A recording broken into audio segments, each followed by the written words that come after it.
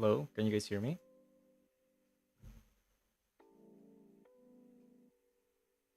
Is the sound okay?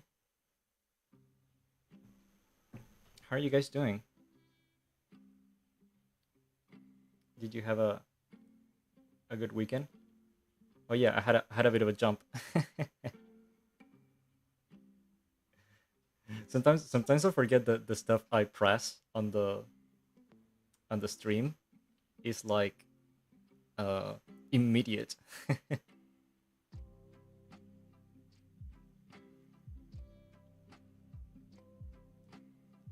But hey, nice to see a lot of people here. There's way more people than normal. Maybe because this one is kind of an important stream. It's our first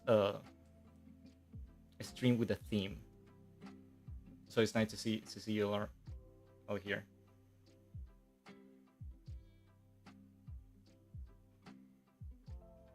So there's a lot to talk about on this stream. So I'll be careful not to go too long. I don't like streams to turn into kind of a university class. So we'll try to do it as like a conversation. Okay? So it's not that heavy. Otherwise we'll all get bored. Because there's a lot to talk about when we talk about drawing, especially when drawing for animation.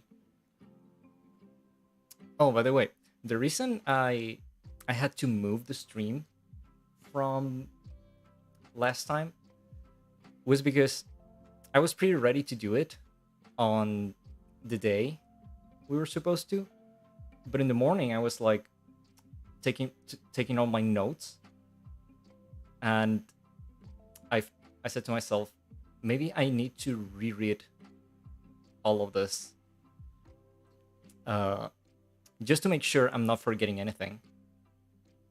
And that's basically what what happened. Sorry if you guys were waiting for it at that time, but we're here now, so we'll do our best.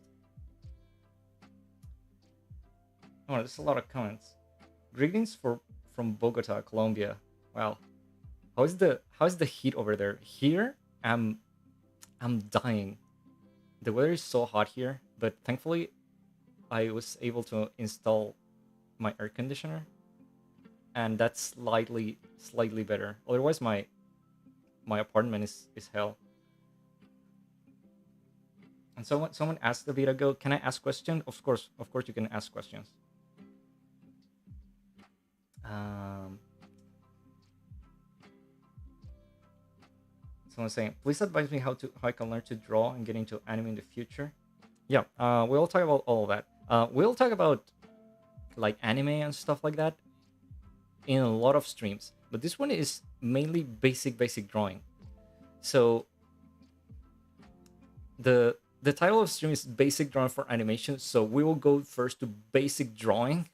Like I will assume that you guys uh, have never had like a professional encounter with drawing. Even though I'm sure that if you guys are here, most of you know how to draw, even just a bit. At least I don't know, illustration or something like that. Or your guys are just enthusiasts. I'm pretty sure a lot of you are very talented here, but just for the sake of the stream, I will assume that you guys know nothing. So uh, we can go through stuff that generally don't hear too often on either tutorials or books and stuff like that. Okay. The weather in Bogota is very hot. Yeah, I can't imagine. Okay, let's not waste more time. Let's go to TV Paint. Oh, by the way, look, I made the sign so you guys can see the software and the pen display that I'm using because you guys always ask. So there it is. Hope it's useful. Someone's saying, treat me like an idiot. I'm ready. No, no. I'll treat you like a beginner, not necessarily an idiot. I can draw a mean stick figure. That's actually part of what I'm going to talk about. So it's kind of funny that you mention it. So, um, what program he's using? Okay. Um, so this is going to be basically kind of a story of how I learn to draw the way I draw, and that's going to be important for you because if you don't know me already, I'm a very big blockhead. So everything complicated that my teachers tried to explain me at some point, it just didn't get in. So I try to learn what I learned the easiest way possible, the easiest and fastest way possible, and that's what I'm going to teach you. That's basically the story. So if we get into the matter, um, when you guys go to an art school or to some kind of class or something like that, what's the first thing they they made you draw, or the first exercise that they give you? uh Probably the very very first thing they're going to give you is like just to feel uh the paper with stuff, and that's kind of a useful exercise because a lot of people, and this something I never forgot. A lot of people are actually scared of the white paper. This is not paper, but the canvas in general. Have you noticed, or maybe it happens to you, that you see the white canvas and it terrifies you to like destroy it?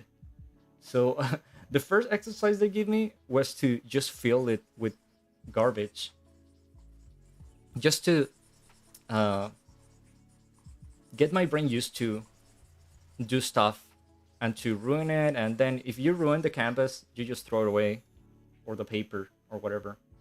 And I actually realized that I was a bit afraid of that. So it's a good exercise. But probably the first thing that they'll make you do is to draw from a model, right? And if it's kind of a maybe a life drawing session, they'll either give you an object, or they will give you a live model, like a person in front of you, right? Someone making a pose or something like that. Hopefully not from a photograph. If you're paying for a class, I would expect that they have a model, or even just one of the students. They would generally just pick one of the students and put them in front of you, and then ask you to copy it a certain way, right? And the first thing a lot of people ask when you give them that exercise is, why do I have to do this if I want to draw cartoons, or if I want to draw anime characters? Like, why do I have to copy people? It's not what I want to draw. But the thing is, and this will come a lot in the conversation, you have to give your brain the information to draw the characters. Like, uh, if you only draw characters like cartoon characters or anime characters, you will only be able to draw that. And when something more challenging comes your way, which happens all the time on a professional setting, you will not be able uh, to tackle that. So I'll explain a bit more of that, but uh, let's continue to our exercise. So, have you guys heard about gesture drawing? Probably most of you have heard of gesture drawing, right? Especially the ones that have gone to some kind of class, or have picked some kind of book. Let me know in the comments. So, when you search for gesture drawing on the internet, the first thing you'll see is probably going to be something like this.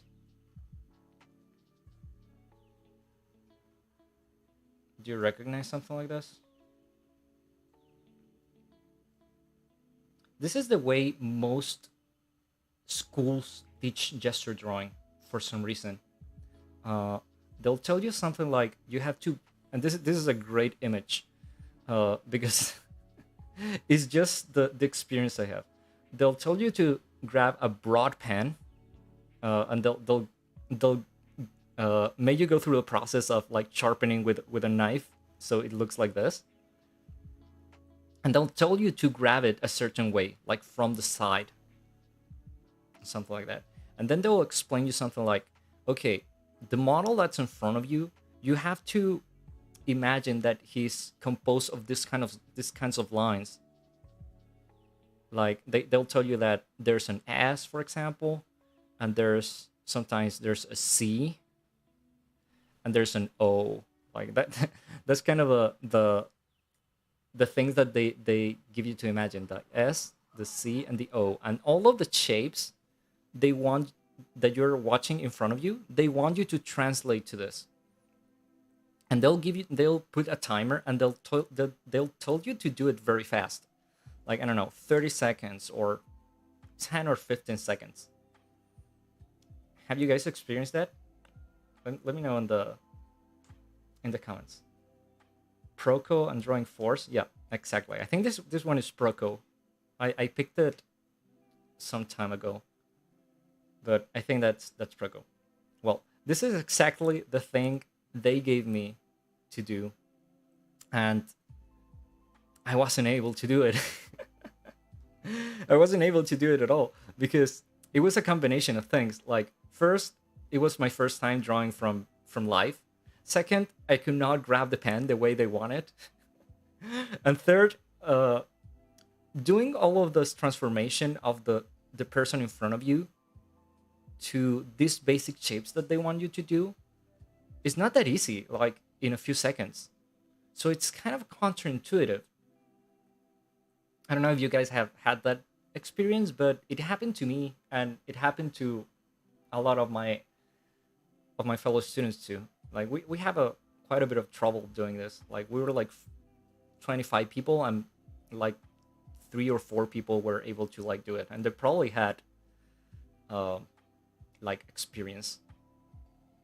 So why do they even make you do this? What's this the purpose of this exercise? Uh, Gesture drawing, if I had to define it, would be to be able to capture the pose or the essence of what you're watching in front of you, the in the most dynamic way possible and in the fastest way possible. Like if you go to the street and want to draw people just for reference, you only have a split second to draw them. You if they are like walking or something like that, you only have a bit of time to draw them. You cannot make them stop or stalk them to draw them. So that's kind of the purpose of gesture drawing. Let me see if I have some other examples similar to this one. Um, this one also. I think it's from Proco too. You see, it's kind of the same shapes, like a C and an S and an O. And let me tell you, it's not easy to do this the first few times you do it. So while I was struggling doing this and crying because I couldn't do it, uh, I noticed something interesting. And it was that uh, I felt something like if my hand was moving by itself. Like I had the model in front of me, but while I was struggling, I felt like my hand was actually trying to draw what I had in front of me, but not the way that the teacher wanted. It was like kind of like a reflex, and I didn't give it much credit at all. Like I didn't know what it was at that moment, but later I found something very interesting. I was looking for gesture drawing stuff on the internet, and I found something that looked a lot like my drawings. And it was something like this. You see that the pose of the characters is actually super recognizable, but it's not made in the very orderly way that the previous drawings are. You notice this is kind of random. It's just filling the space super quick, and you still get the pose, and it's way quicker and easy than the previous one. So I didn't know this existed at all before finding it. Like what I was doing instinctively actually had a name. So this reference I got from a book called The Natural Way to Draw from this guy, Kimon Nicolaides. This guy was a very old teacher of art in New York. This book is like 100 years old, something like that, like very old. And as the title says, this is the most natural way to draw stuff, like the way your brain actually wants to draw things, without uh, getting too complex in the process. And I might do a tangent here just to explain you a bit how uh, your brain processes the act of drawing, which is something that helped me a lot because you'll find some interesting experiences once you begin doing this by your own. Before that, am I losing you a bit? Like, are you guys able to follow what I'm saying? Just give me a minute to read the comments. Gesture battles, Proco. I went to figure drawings class. Yep, a lot of people agreeing. Saw live lines.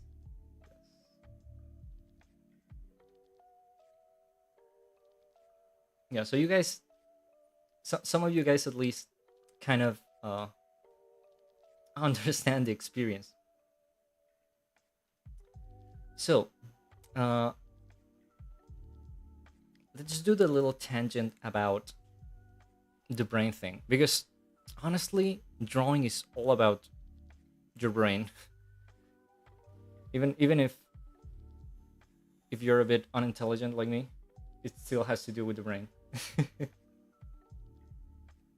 So, you guys might have heard at some point about this uh, quote unquote theory about the sides of the brain. Have you guys heard about that? Like, there's always this image about the brain, and they give you like the right side of the brain and the left side of the brain. Have you guys heard of that? Oh, is it the other way? I think I'm. Yes, right, right, and left. And they give you this image, and they tell you something like the left side of the brain is the side that processes better like stuff like logic and math and language, right? And the right side of the brain is the part that processes like I don't know, emotions and visual uh, information and a lot of other stuff. Now, if some of you guys are something like brain scientists, you will tell me that this stuff is probably false, right? Uh, because this is not how it actually works 100%. Like, it's not separated by sides. Like, it's not like the left side only takes care of this and the right side only takes care of this. But it's an easy image to teach, and a lot of books about both neuroscience and drawing use this image just because it is easy to teach and it's actually useful. So imagine it's more or less accurate. Okay, same if you guys are like psychiatrists or something like that, you'll probably tell me like that was disproved like 10 years ago or something like that, and I know. But just for the sake of teaching, okay? So what's the thing that happens when you go, let's say you go to the street and ask any person, you give them a piece of paper and a pencil and ask them to draw an eye. What are they going to draw for you? Just any random person. They'll probably draw something like this. This is the paper, and they give you something like this, right? And maybe they'll add the 3 eyelashes. Same with a person. Like ask them to draw a person, and they'll draw something like this. They'll give you a stick figure. Do you remember when I mentioned the stick figures? And they make a face or something. Why do so many people give you the same answer? Like, this is not how an eye looks, right? If you take a picture or a drawing, like a very well rendered drawing from an eye, this is not how an eye look. This is not how a person looks. But everyone draw them the same way. At least normal people that are not into like academic drawing, right? These are actually symbols. It's basically a representation that is simplified, but everyone knows. That's what people draw most of the time. Same with, for example, hands. If you ask anyone to draw you a hand, they'll do something like this. Or if they're like more into drawing, they might do something like this. Like this is kind of cool, right? But it's still a symbol. It's not the actual object. The thing that my teacher explained me was that most of the time, like most of the time of your life, this is the part of the brain that's uh, processing and doing stuff in your daily life. Well, this part of the brain, the part that uh, manages like more holistic stuff like visual information, is doing the work on the background. But as I said, these are symbols, and the part that of the brain that uh, understands symbols is this one. It's like this in English. Symbols is this one. The same part that uh, understands math and language. So if you ask your brain to draw something, there is probably this part of the brain that's going to draw. My teacher said something like very, very funny. Like, this is the part of the brain that thinks that knows how to draw, but this is the part of the brain that actually knows how to draw. But to draw things at their as they are in the reality, you have to lower the influence of this part of the brain and raise this one. Does it make sense?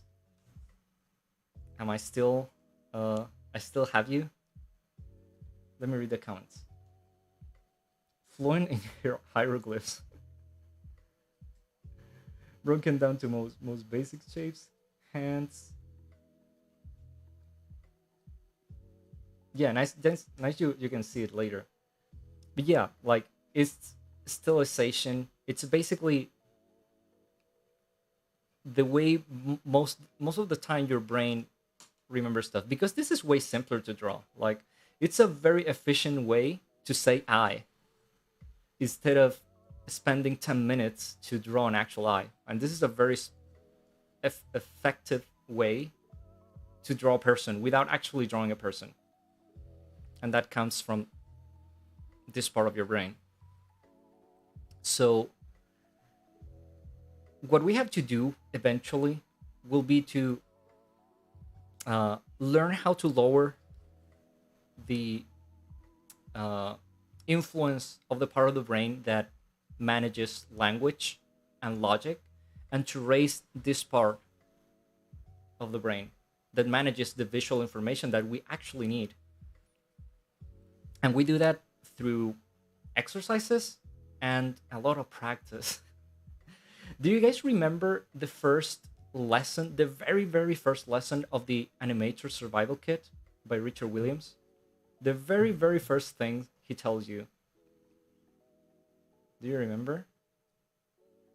It is unplug. And he does this kind of gag where his teacher Milton Call, he screams at him because he asks them if he doesn't listen to music while drawing, and Milton Call gets super super pissed at him. Well, that's 100% true. Uh, but Richard Williams never actually tells you why you shouldn't listen to music while drawing or listening to anything, mostly like podcasts or watching a video, stuff like that. Why is that? It's because of this. If you're receiving constantly language or music, which is for the brain, it's basically the same, by the way. The brain interprets music mostly as human voices. That's why music can make us emotional, because the most primitive parts of the brain do not understand the difference between music and words. So it's basically the same.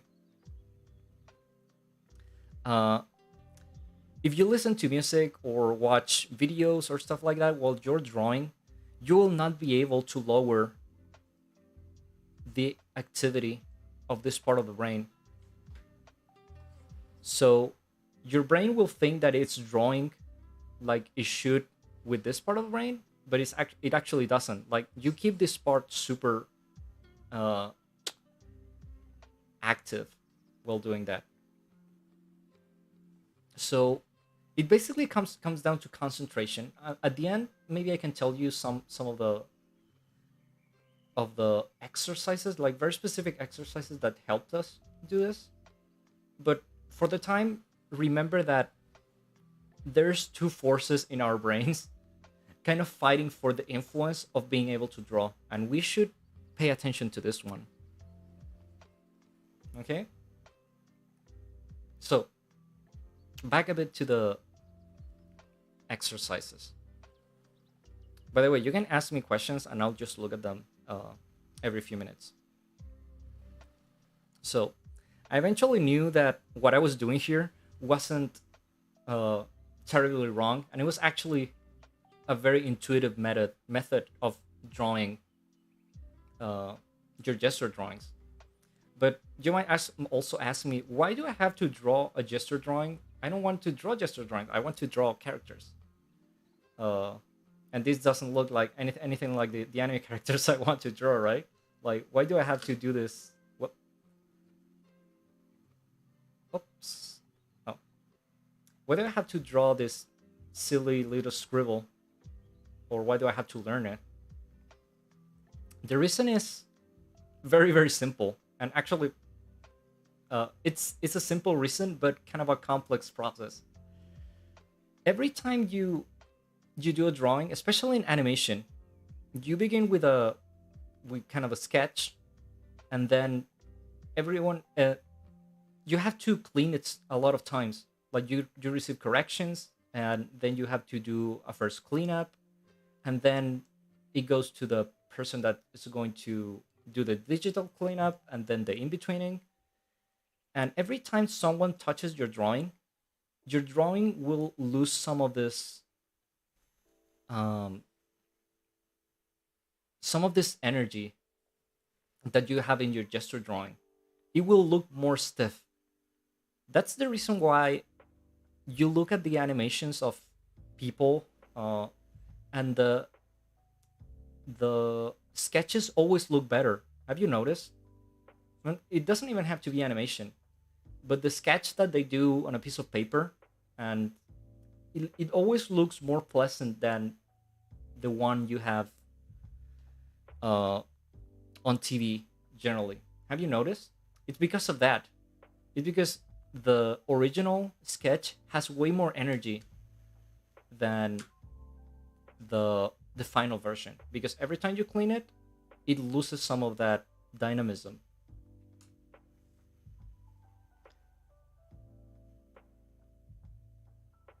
Let me read a bit of the comments. Not to get distracted. Da-da-da. Yeah, sketches.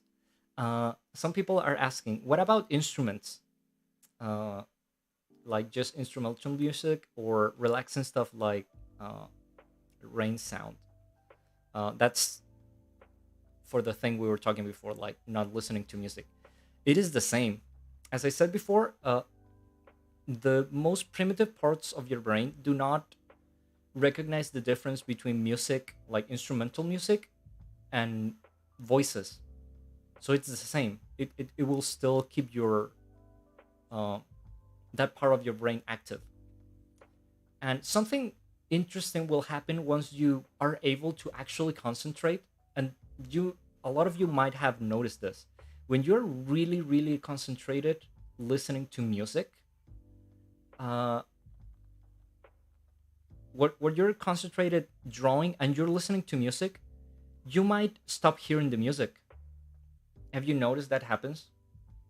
And then you raise your head and 2 hours have gone and you didn't listen to most of the music that you had playing. It just didn't process on your brain. That's when you know that you're actually using the right part of the brain to draw, because the other part just got inactive. That's a super, super interesting thing that happens. And it's exactly because of this. It is because of this. Another interesting thing that might happen, especially when you're doing this like a formal training, is that when you're doing this for the first time, like really, really concentrating on drawing what you have in front of you, uh, you might experience some discomfort, like some physical discomfort.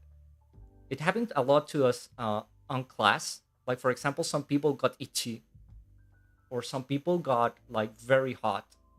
Like, it was like the room was warming up, but it was just them. Do you know what that happens?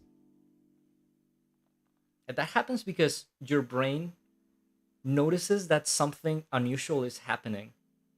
Like, you're not used to use that part of your brain so much, so your brain kind of panics, like something weird is happening, like we are in a state that we are not used to.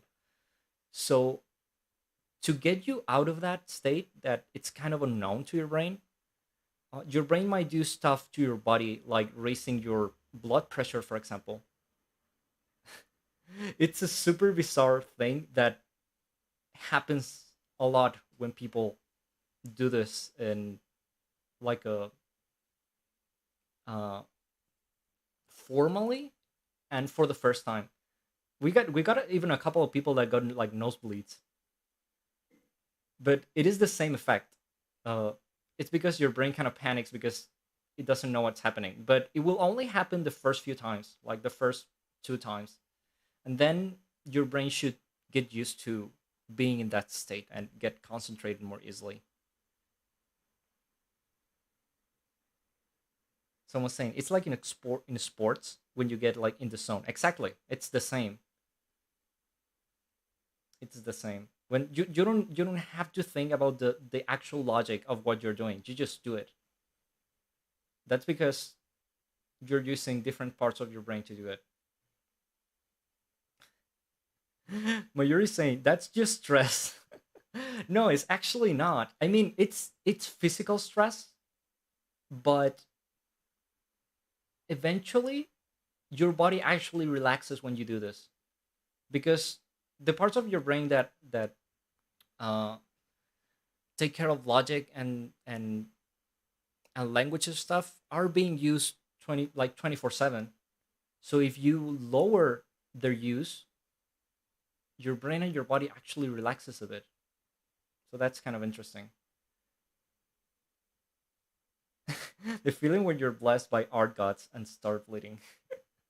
It happened to only a couple of us, but we all experienced it in a different way. Like as you said, some people got like itchy and they couldn't concentrate or stuff like that. Or some of them wanted to just go to the bathroom and stuff like that. It's kind of funny, but it's very, very true.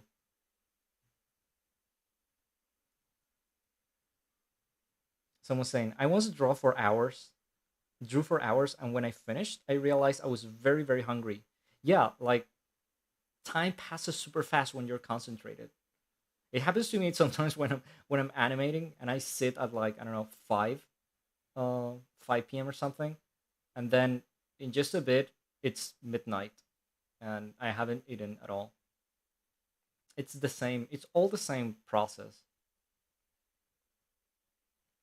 So okay, we were talking about. Let's go back a bit. Why do we have to get used to draw this kind of drawings for characters?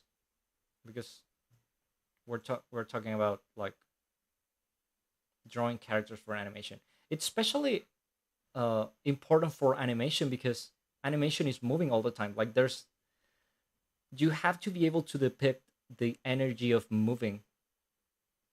So keeping the energy from your first sketch until the hopefully the very end of the process of cleaning is extremely important. Otherwise your animation will just look very, very stiff.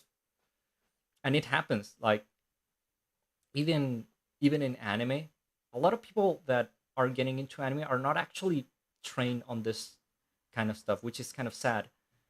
And some of their animations look very, very stiff. Let me show you some examples. Oh, I also have some very old examples. Like this is not something that art schools just invented. This has been going on forever. Like this is from Michelangelo, and it's exactly the same. It's just the fastest possible sketch, but it's very, very dynamic. I have some other ones. Um, this one, it's very good. You see, this probably didn't take him more than a couple of minutes, especially this one. Look, that's like a 10-second drawing, and it's as dynamic as it can be.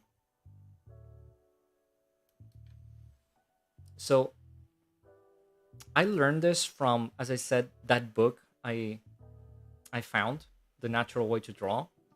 But also, at some point, I noticed that the drawings from actual animation masters, like people from the old Disney uh, productions and stuff like that, their drawings had something that mine didn't, and I just couldn't figure out uh, what it was.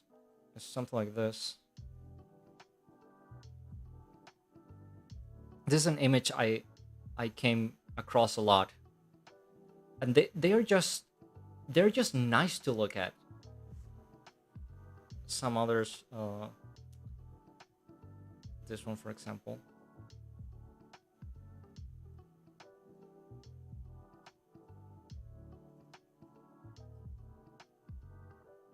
Do you notice that they are kind of flowy, but they don't look forced? Like they just look so natural, and that's because they're able to uh, preserve the energy of the sketch down to a more advanced stage. Like you can see under this drawing, you can actually see the gesture under it, like in this gray. Like it's actually under there, but the drawing on top kind of preserves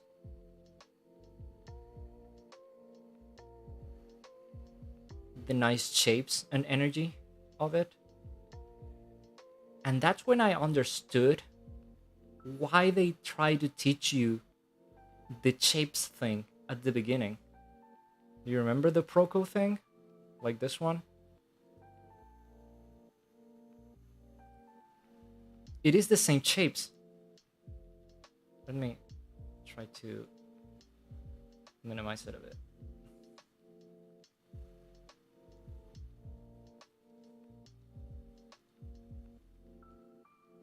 Whoops. Oh my god. Here. Did you notice that it's the same shapes? Is the S and the C and the O.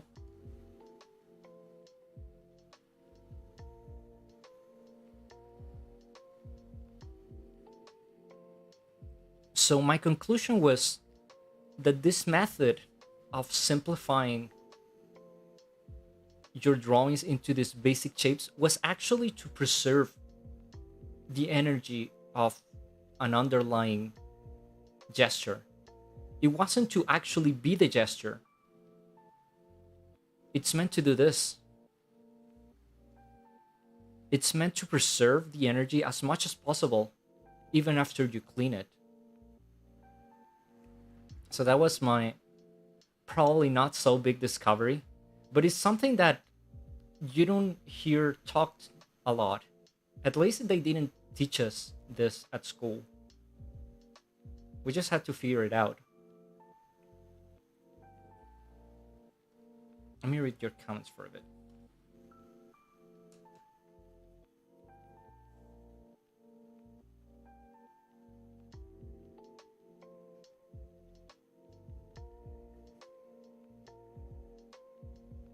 I'm sure you don't want to be in that such state every time you draw.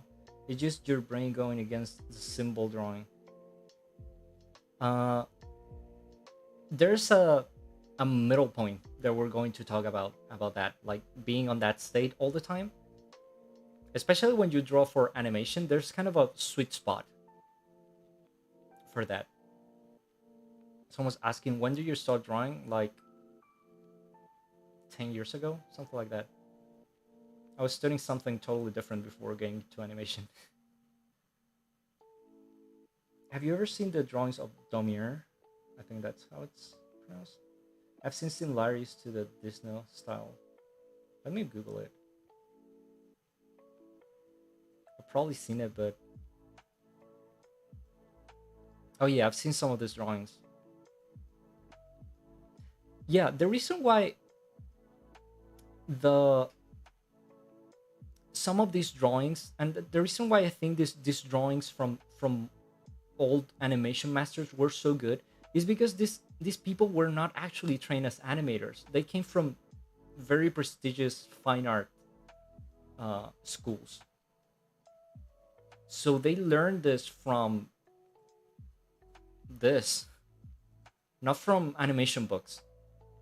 The problem is that especially this happens a lot in animation books, that a lot of information of important information gets lost each time you do a book about it. Sometimes you have to get like you have to dig a bit deeper through other uh, parts of the art knowledge, if that makes any sense.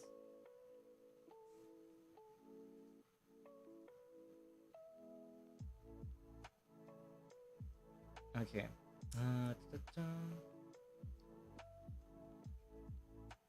Someone's asking, do you know any other activities that do not use the logic language part of the brain? Driving. It might sound weird, but if you have ever had a long drive, you'll feel sometimes that your brain kind of shuts down and you just drive. And it's not like you're falling asleep. It's just that your brain just knows what to do, but um, you're not using the part of the brain that processes logic and time. So time kind of just flies. The same thing when you're like driving a bike or riding a bike. That's how you say it. It's the same thing. That's another kind of activities that have kind of the same process. Uh, this is a very good tip to keep in mind, actually. I'll talk about activities to train that part of the brain a bit at the end, or we'll spend too much time here. Okay.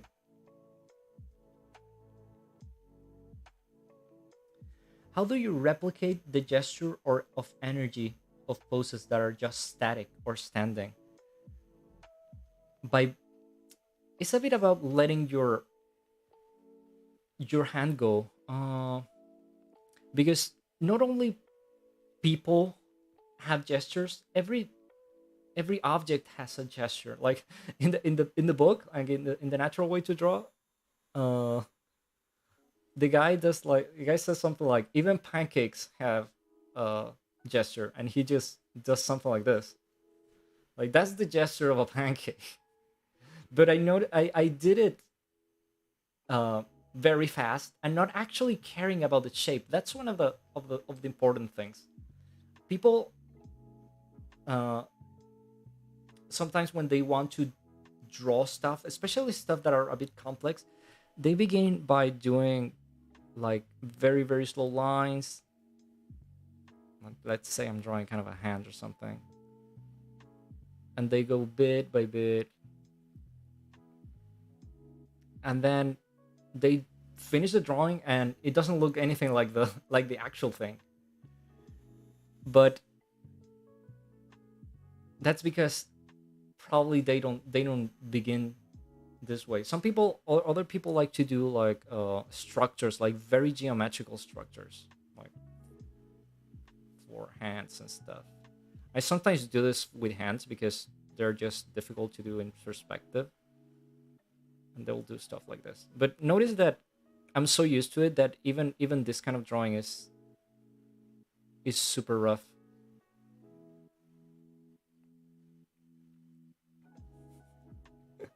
And also, uh, yesterday I was thinking something funny. Have you noticed that when I'm streaming, my drawings are not actually the best? Some of you people might have seen my stream and say like, "Damn, Beast actually draws very bad," and that's not necessarily the truth. The reason is the same we're talking about. I draw very bad when I'm talking nonstop because of the same reason. Like I'm not letting the right part of my brain take the lead.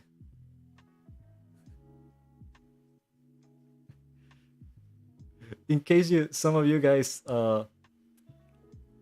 questioned at some point how am I supposed to be a professional and I draw like this, is because I'm talking to you constantly. But if you look at my work on actual anime, it's actually more decent.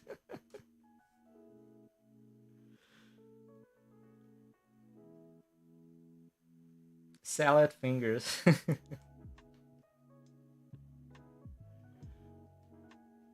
Okay, where were we? We were talking about gesture and what's important because of energy and cleanup and stuff. Oh right, but let me take some example here. I'm going to take another hand.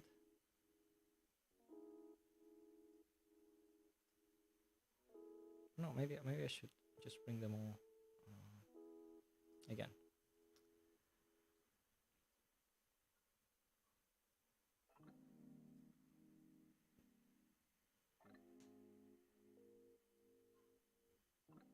Hands.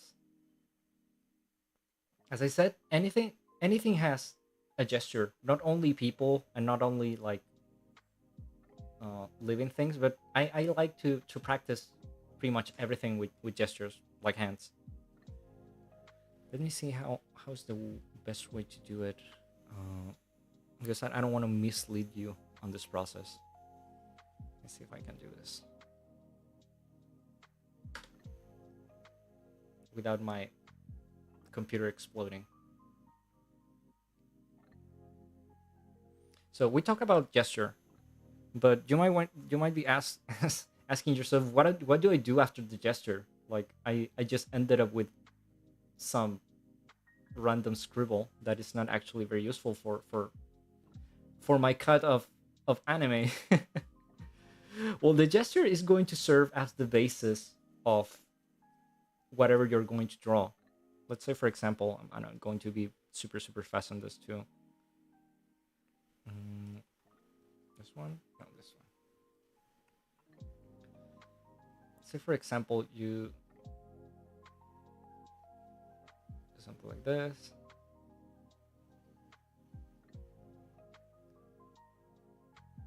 And the thing I'm doing here is, as I said, like trying to get it as dynamic as possible, but I'm also trying to get roughly the size and the proportions of the thing. I know it looks terrible, but just bear with me. Once you do that, there's another process that we used to call uh, pure contours at school. I don't know if that's the actual name of the thing, but it's the name we used. And it's kind of the same, but on a very small level. So let me show it to you, like kind of tracing. If this is the gesture, very fast. Imagine I'm copying it and uh not tracing it. Then on top of it, the contours would be copying every single detail, but way more carefully. So I will go like this, and if I see that it enters into the drawing, like this fold, for example, and the finger, I'll just do them.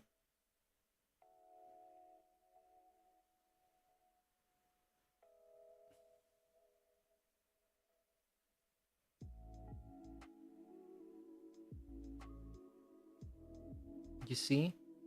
And the thing is, if you're in the right state of mind, as I told you, your brain will even forget what you're actually drawing, because you're for your brain you're just drawing surfaces or lines.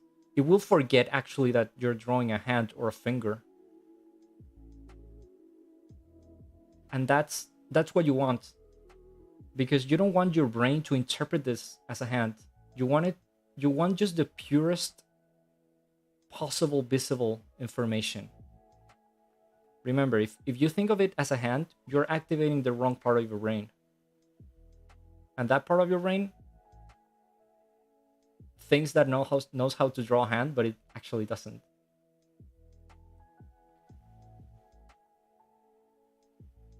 Now, as I said, again, imagine I'm copying it, not tracing it.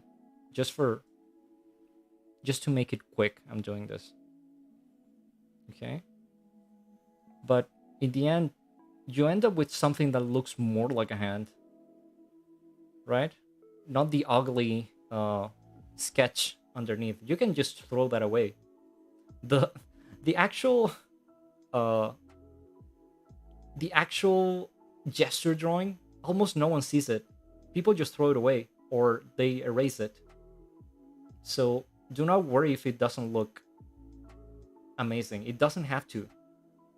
It just have to be useful for that stage of the process. Okay? So in the end, the final drawing the the final drawing of the thing you're looking at will be a combination of a solid uh, a solid gesture drawing as a basis, and on top of it a very careful uh, contour. Does it make sense? That's actually how I draw every anime character. uh, if you want the context. Like, it's not just for drawing stuff that is in front of you, because when you draw anime characters, you have the model sheet right next to you. I don't think I have any model sheet like at hand at the moment, but I can show you. Imagine this is the canvas is my screen, like this TV Paint screen. I'm drawing the character or the cut in this part of the screen, and in this part of the screen I have the model sheet of the character, like all of the instructions of how to draw it. So I'm looking at both at the same time.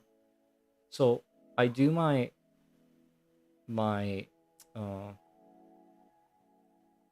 whatever uh, gesture drawing here. Let's give it a sword or something.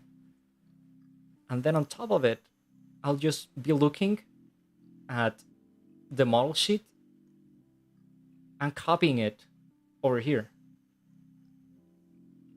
That's basically the process to draw characters. We animators do not learn to draw characters most of the time, especially if you're a freelancer. At first, for my first anime job, I thought I had to learn to draw the characters, and I spent like a week trying to memorize how the characters look. But then I noticed it was useless, because you're just going to draw that characters for like half a month or something like that, and then you'll leave them forever.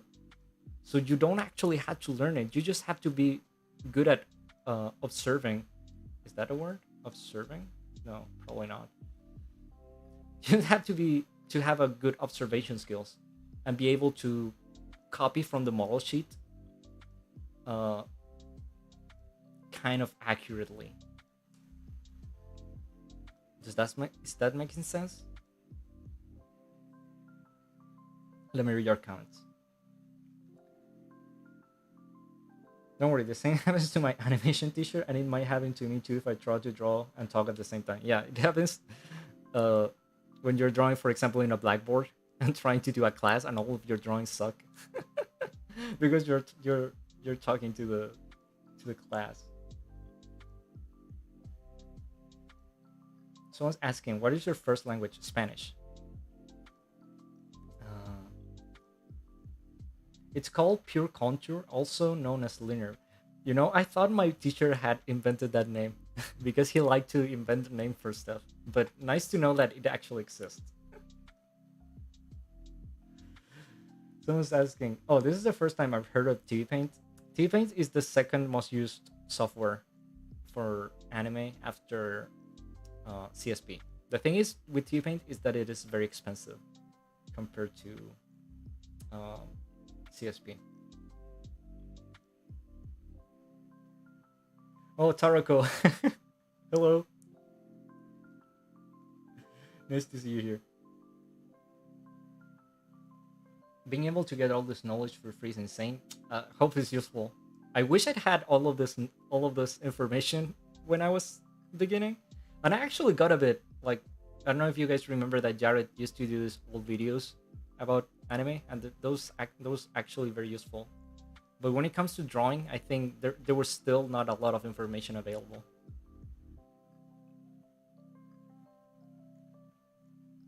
Someone say, makes sense. The one who needs to remember are the people doing the final cuts. Yeah, like for example the Soul Sagan. That kind of people generally knows how to draw the characters from zero. But even the Sakan don't necessarily have to learn the characters and memorize them.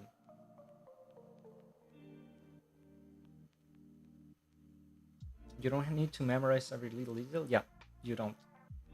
But in exchange of that, you have to train yourself to copy accurately. And I don't mean like necessarily copying 100%, because the model sheet will only give you a few angles of the character or a few poses. But the poses that they can request from you are on the cuts are infinite. So what you actually end up copying is proportions. Like if you're drawing the character, like the face of a character in a weird angle, what you actually try to copy is, for example, the distance between their eyes, the distance between their eyes and their nose, and the distance between their eyes and their hair. That's actually the thing that you end up copying the most. Because as I said, like the most sheets sometimes are very um, limited. They don't give you a lot of information. Someone's saying, I just checked the price of TV. Yeah, yeah, it was the same when I decided to buy it. We had it at university, but we couldn't take it home, so I had to buy it. I don't really have to buy it because I could have learned to use CSP, but I was already so fast into Event that I said like, okay, I'll take the hit and just keep being efficient in my comfort zone, and that cost me like 1,000 plus euros.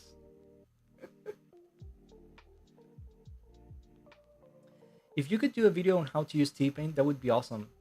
I could, but the thing is, T-Paint is so easy to use. That's why I like it. It doesn't really have many stuff to do in comparison with, for example, CSP. CSP is like 3 times the size of T-Paint, if not more. T-Paint just has the canvas and a few stuff to draw on it. And in exchange for that, it is very, very solid. Like T-Paint almost never crashes. It almost doesn't have problems like that that other big softwares have. But yeah, I could do that in the future. And you guys would have to buy it. Let me see. Most of animators still make mistakes here, and they're when they are animating a newer character. But as long as you got time, you can always correct your drawings. Uh, yeah, sometimes you can correct them, and sometimes you can't. Uh, when I am drawing my cuts for anime, I try to get my characters like 90% accurate. But the most important thing is the animation itself, like the timing and the spacing and the solidity of the layout.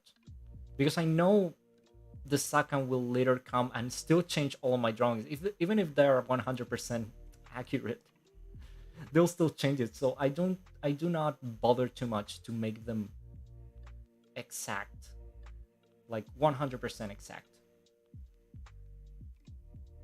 It happens to me sometimes that I'm actually very, I think I'm very decent at drawing a model. Uh, and sometimes the animation director would just change all of my drawings because it's not his style of drawing. So that will happen a lot to you if you guys uh, work on anime. Like even if you think that your drawing is perfect, they will still correct it. So get used to it. Okay. Um, Let me finish the comments and then we can continue. Which software do you use for the pipeline steps at Tonari? Do you mainly use TV Paint or CSP? I use TV Paint all the time, but I always make sure to export everything in a format that Tonari can use, which is generally like just PNGs or JPEGs, and they can just pick them up and put them on CSP.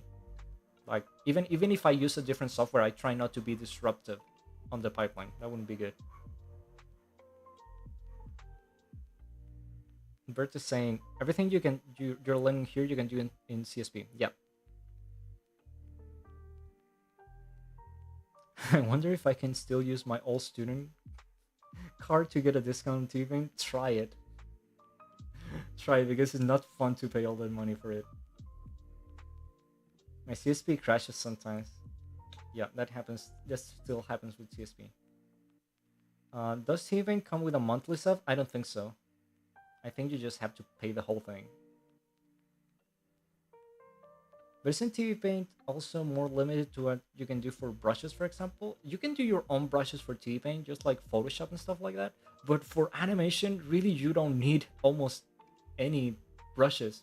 Look, this is something I wanna talk to you too at some point. Have you noticed that I only use this kind of line? It's like something you would do on MS Paint, not TV Paint, but MS Paint. It's just a line of pixels. It's not even aliased, like it's not even softened. It's just like that. This is what I use actually to draw animation. You don't need anything else. I don't use pressure either. Like even for example, if I had to do something very very detailed, I might use pressure. But most of the time, like 90% of the time, I don't need to. Like this is my pressure thing. It's still very very basic. And why do I do this? First, it is faster. Like my hand glides much easier without pressure. I don't have to put any pressure on the screen or the pen or my wrist to do this. And also, it helps when you have like tendon problems. Like all of my tendon problems stopped when I stopped using pressure for drawing. Like literally, when I was at university, we all had like tendon problems. We will we will come and every week someone will have like a cast on their arms, and it happened to me a few times too. But when I began doing this, like just using the simplest line possible without pressure, everything stopped, and now I'm more healthy. But yeah, like that's the advantage kind of TV Paint, that is super simple. Like you don't actually need more to do animation. Some people, for example, like to use the pencil thingy, like this one. And even though TV Paint has it, I don't like to use it because it just add more noise. You see, it's kind of noisy and not that nice. And when you do a whole drawing with this, uh, it doesn't look as clean. I just I just don't like the way it looks. Like I think it adds useless information to the drawing. But we can talk about a bit more about that on other streams, like about uh, layout of stuff. Let me keep reading the comments. Also, Krita is for free. Yeah, I haven't used Krita, but I've heard good things about it. Actually, one of T-Paint's strongest assets is the amount of brushes. Yeah, I've seen people that has a ton of brushes on T-Paint, but I use almost none of them. Uh, what software do you have to use for Japanese studios?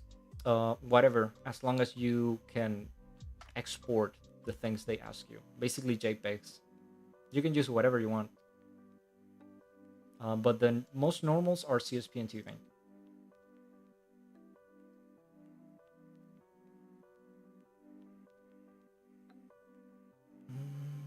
What else?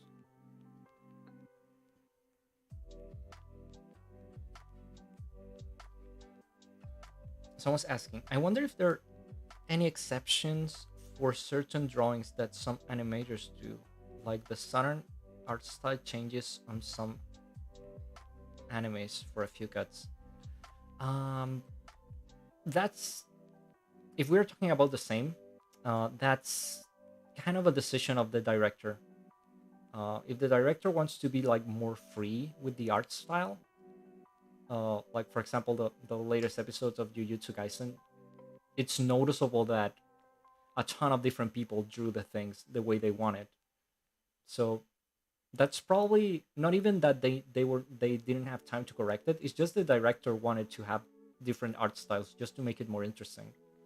But yeah, like if you're if the director thinks your animation is kind of special and looks cool, he might just let you do whatever you want. Someone's asking, do you use stabilizer? I have found it uncomfortable. Yes, that's a very good question. I actually use a bit of a stabilizer. Where's the stabilizer here? Here. It sets smoothing here. You see it? And it's at 3%. That's a very, very, very low stabilizer. But I still think I need it because if you lower it to 0, it will just pick every single movement you do, and it will look kind of jittery, kind of too jittery. But 3 is like 0. You see, it looks kind of hairy. But 3 is kind of okay to me. I had a bit of trouble at the beginning because from the previous version of TV Paint 10 to this version, I'm pretty sure they changed the algorithm for the stabilizer. It's not the same. So I was very used to the stabilizer of the previous TV Paint, and the new one is very, very different. It just works different. So I had a bit of trouble getting used to it. I still think I'm getting used to it, but at least I can work now. At first I was like, oh my god, I made a big mistake buying the newest one because my drawings were looking terrible. It's okay now. Okay. Taroko is saying, I feel fancy brushes make animation cleanup hard. Yeah, it does. There's several levels of fancy brushes, of course, but yeah. The people eventually have to figure out how to clean your drawings. And as I said, every time you clean something, you make it more stiff. So that might also affect, like, that might also be affected by the brush you use. Do you know the difference between professional and standard TV Paint? I don't know the exact difference, but I remember the standard one was very bare, like very bare bones. It just wasn't useful for me, so I ended up buying the whole thing.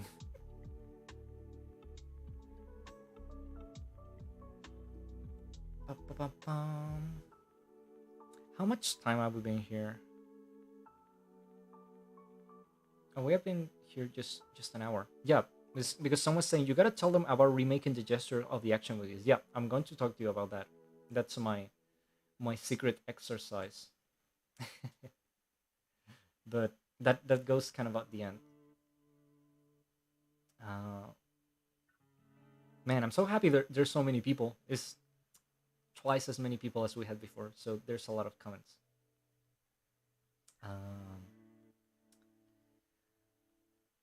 All cuts cleanups are done pixelated? No. The final digital cleanup that the Doga people do is done pixelated because it is easier to paint. You can just paint it with the paint bucket and it will work just fine. If you do it like with aliased lines, it will mess up the whole painting process. But for example, second key or Genga, which is kind of a middle stage cleanup, you can do it with aliased lines, no problem.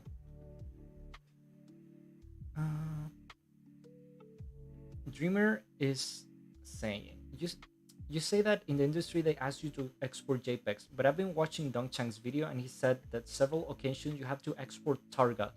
Targa is generally for final cleanup for Doga because it's because of compression. Targa is just a lossless, uncompressed format, and you use that for the final images. Like when at the very rare times that I have to in between something or paint something, I do Targas. But for layout and second key, which is what the studios will ask you as a freelancer, you can just use PNGs or JPEGs, no problem.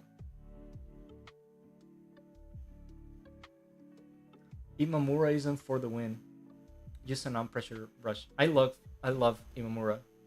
It's one of my big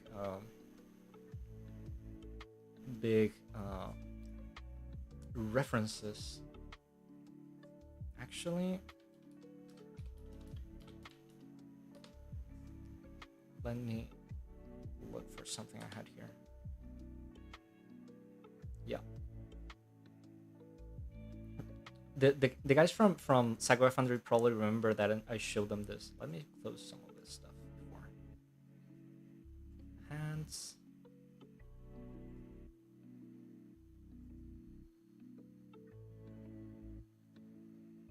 All the gestures, blackboard, and the book. If you guys want to see like the books and stuff at the end, I can show them again, but just let me know. Otherwise, we'll end up with like 20 windows. I actually like Ryo Imamura a lot, and I always use his stuff as reference. His drawings are just amazing. And same, like almost no pressure at all. But rough and all as they are, they're still very precise in model, and they have a lot of energy. Look at that. We might touch on this again when we talk about animation direction or Sakan, about what level of detail should your drawings have for Sakan. But that's another topic. But yeah, like Rimamura is super big reference for me.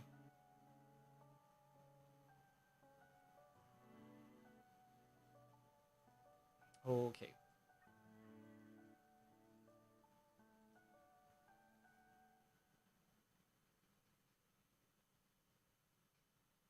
I just joined. I was wondering why the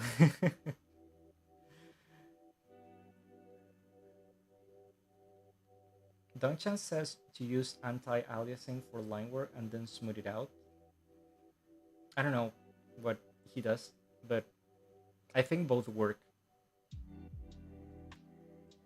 Uh, is that Eris from Michoku Tensei? Yeah, it's from Michoku Tensei. I wish I received corrections from him when I worked on Michoku Tensei, but he probably just fixes the most important cuts. Mine were not that important. Nice dynamic drawings. Yep. Okay, what else can I to show you?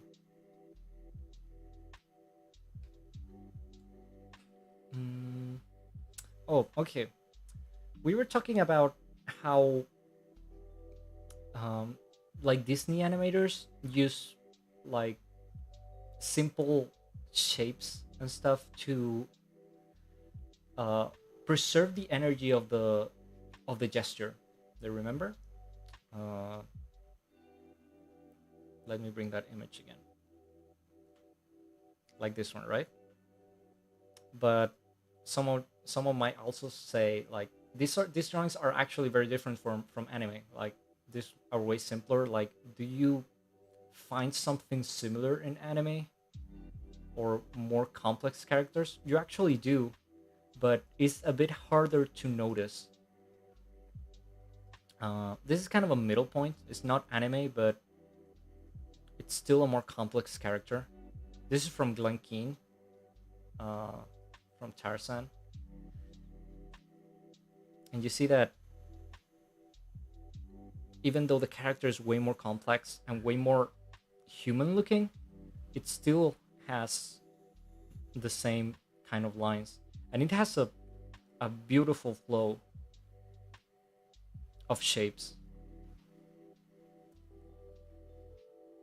The thing is, the human brain actually likes this because it just reminds us of our own shapes.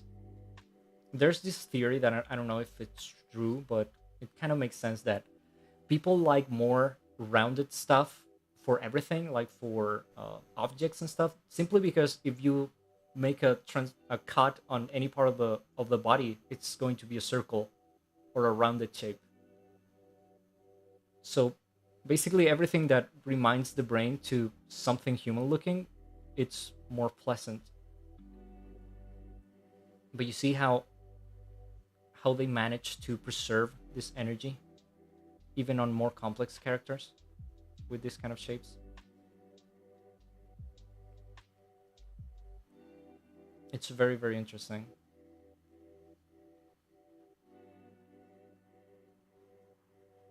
And even with, if I erase this, even this is a very, very dynamic pose. But the thing is, there's also another problem. Like, you might be very good at doing this for if you're doing layout or rough animation, but if the person that's doing cleanup on your drawings doesn't know this, they might just ruin it. It happens a lot, especially when you're like a student. uh you're just learning to do this. You don't know most of this stuff because they, most of them just don't teach it. Most schools don't teach it like this. So I myself have ruined a ton of my cuts that look amazing uh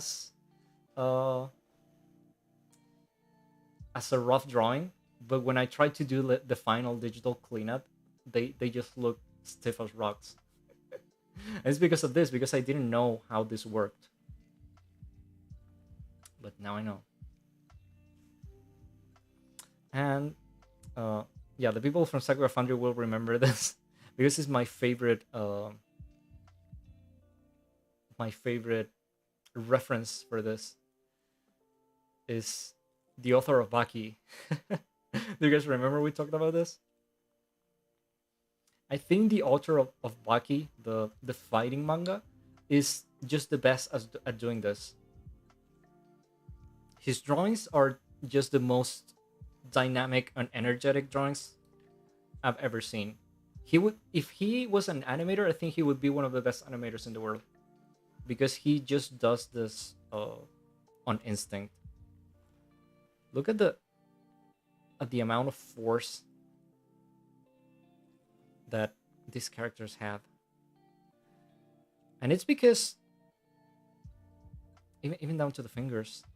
It's because if you ever read this manga, the fights are so exaggerated and illogical that he has to be able to uh, show the viewer that the characters are inhumanly strong, but um, he cannot move them. They're just drawn. They're just still drawings. But doing this kind of flow, like doing it with one character, is difficult enough. But doing it with two and still have an extremely balanced image is other way of difficulty. Let me show you other images just because I love Bucky. And as I said, like the manga is very silly. It's just a silly fighting manga, but the art is something amazing. And a lot of people do not like it because of the art, because they think, oh, the the proportions or the anatomy of the characters is not right. Yeah, but that's not what they're trying to show you. Like, actually it is, like, they're trying to show you that the characters are more muscular than any human, but they also want to show you the energy flow of everything that's happening. And I don't think anyone, like, not even animation, anyone does it better than this guy. I said, like, jokingly but not actually jokingly, that I think in 500 years from now this guy will be in a museum, like in the National Japanese Museum or something like this, because he's just that good.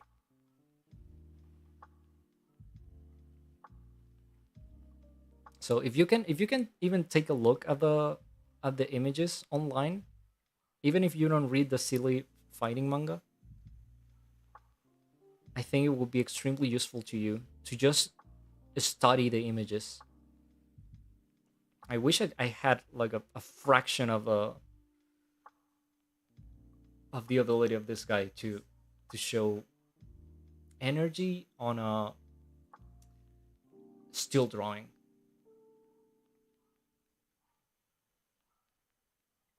This one, for example, is amazing. It's so balanced.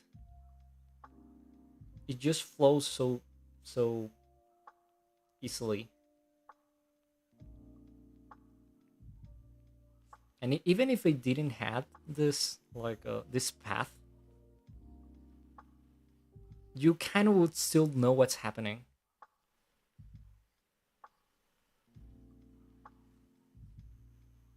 But yeah, like this is my other big reference when it comes to doing energetic drawings, and it's also my Baki tangent because I like Baki. Okay, let me read your comments.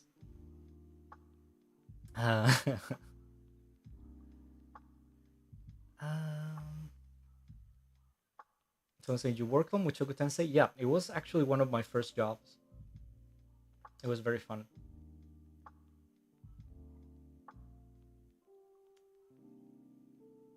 Someone saying I never liked Toon Boom because it felt like I draw badly. Everything looks square, as if you were drawing with a mouse. Maybe it's because of the. I'm not sure what you mean, but I also kind of had that feeling with Toon Boom. It's probably because um of the vector drawing tools that they always end up self-correcting, and they just don't give you the precision that just a normal drawing tool gives you. That's my opinion, but it might also be a lot of other things.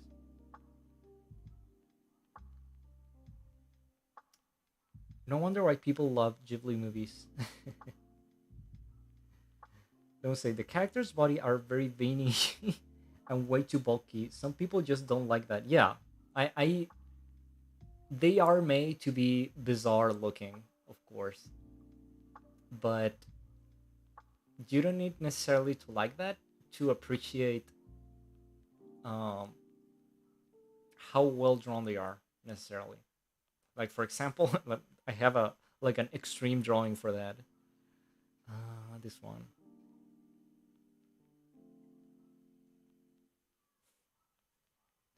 Look at this one. No one actually looks like that, and it's kind of super bizarre, like extremely bulky and deformed, right?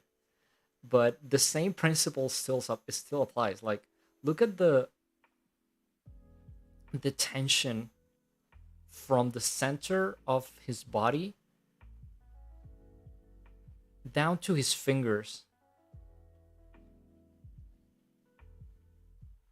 Like you really feel that those fingers could like just crush anything.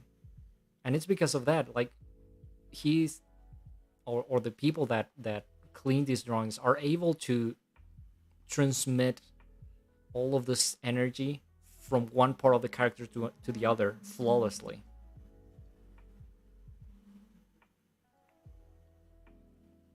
But yeah, I totally understand why some people might not like the drawings just because they're like deformed muscle man. Totally. And also the manga is super silly. Like when I read it, I was like, no, there's no way they did this. It's like JoJo. JoJo might be just a bit more silly though. 0% body fat.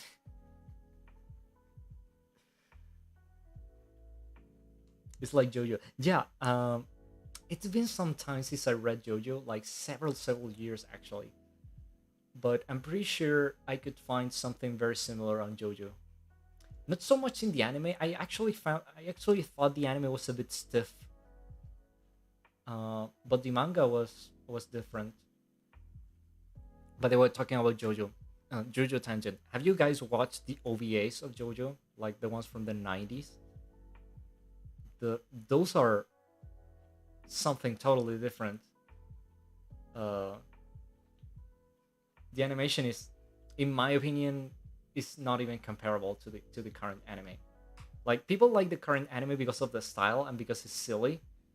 But the previous OVAs, they're just an old animation masterclass, and they had like an all star team too. Like they even had Satoshi Kon working on some of those episodes. They have Mitsuo Iso. And I think even Hideaki Anno touched some of those episodes too. I might be inventing that, but I think it might have happened. The OVAs are masterpieces, yeah, and the colors. I think one of the things that I like more about those OVAs are uh, the color palettes. Those um, analog color palettes that come actually from uh, painting stuff by hand and then photographing it. That's impossible to replicate now with digital. They just haven't been able to. So yeah, they're amazing. Okay, end of the JoJo tangent. Do you guys have any question about what we have talked about before I move to something a bit different? I want to show you some exercises. Of course, uh,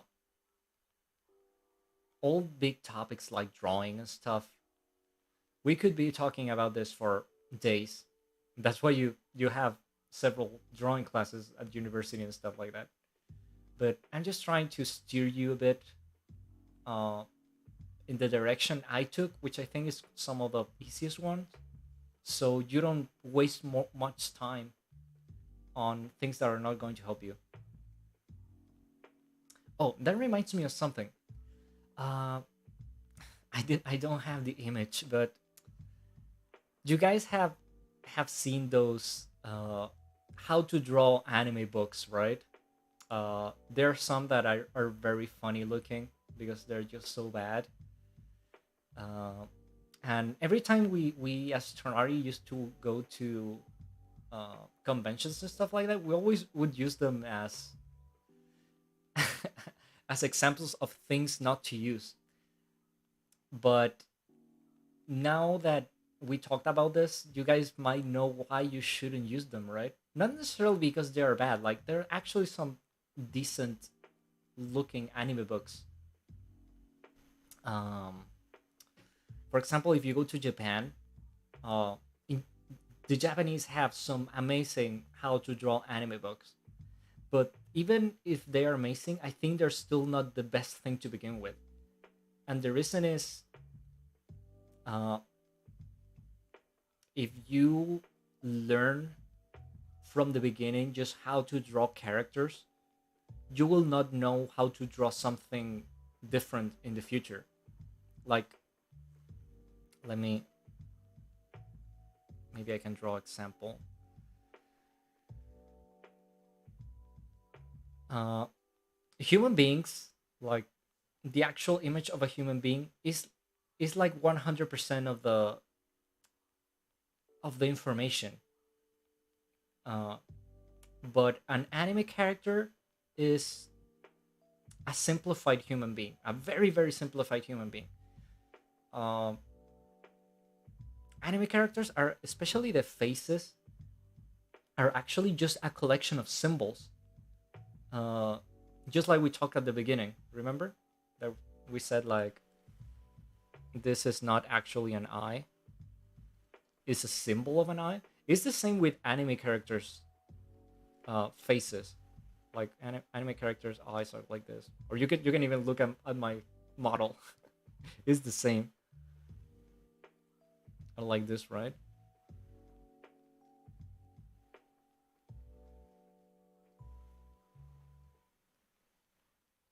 Well, this is not how an actual eye looks either. This is another symbol of an eye, just like the one above. And the nose, like noses do not look like this, or even this. Same with the mouths. Mouths do not look like this. They're just symbols.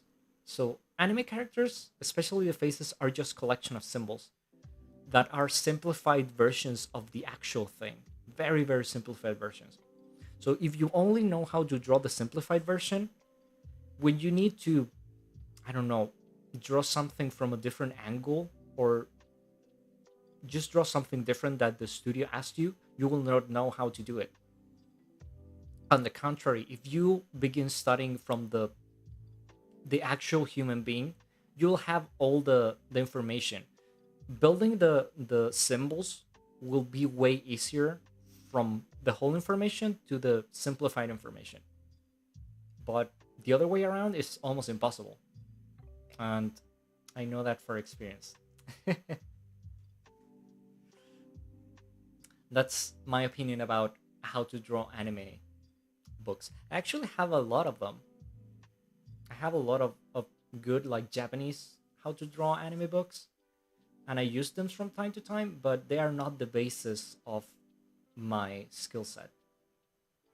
I When I want to practice drawing for real, I practice from real human beings or photographs. Let me read the comments a bit. Okay, CSP license, we can talk about that later. What's your take on using more angular lines than curvy ones when doing simplified drawings? That depends on the visual language of what you're doing. That generally, if you're working for a studio, that will come on the instructions. Like for example, it's not the same working on something like Mushoku Tensei that working on something like Panty and Stocking. Like the level of stylization is way different. That depends on art direction. Oh yeah, those books. I have some of them. I think everyone who wants to begin doing this kind of stuff at some point buys some of the bad books or downloads them or something. But we eventually grow out of them. I grow those. I got one of those books as a gift. It's sad, but collecting does in the shelf now. Yeah, it happens to me too sometimes. But I treasure them just because of the intention. Electrical outlet faces. No, that's how in real life people look to me. Anime styles need to be a subclass after you learn the basics. I got tired of the anime books and started learning from how to draw real people. Yeah. Uh,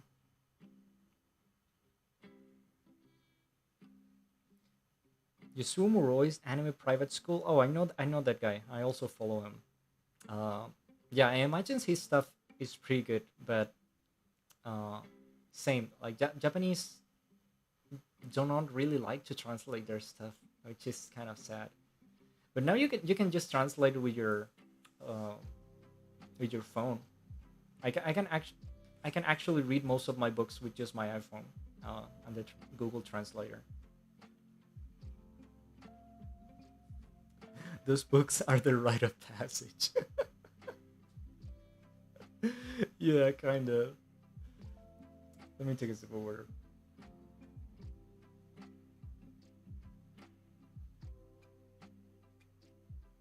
Okay, how long have we been here? Oh, we still have time.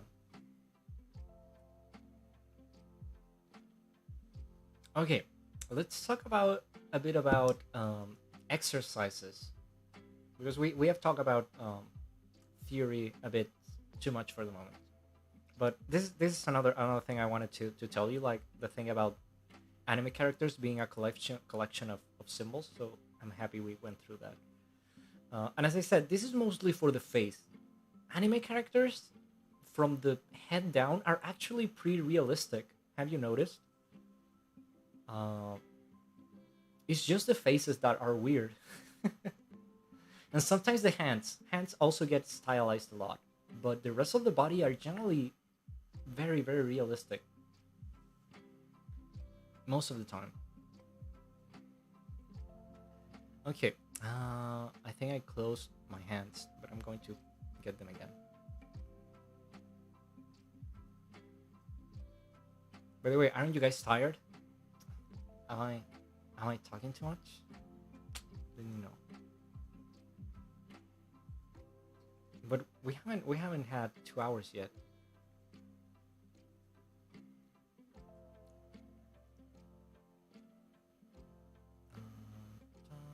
Okay, my hands. By the way, these are not my hands. I say my hands, but these are not my hands.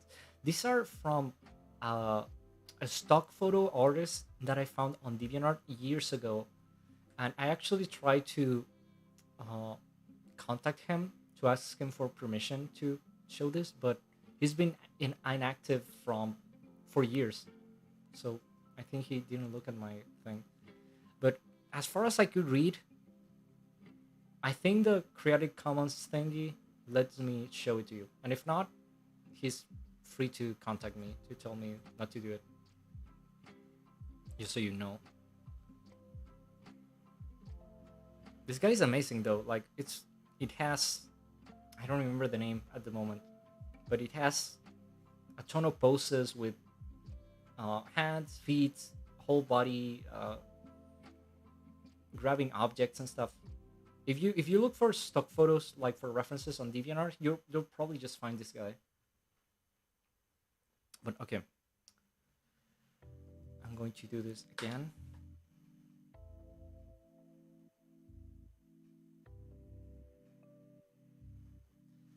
Well, I need to change my sitting position.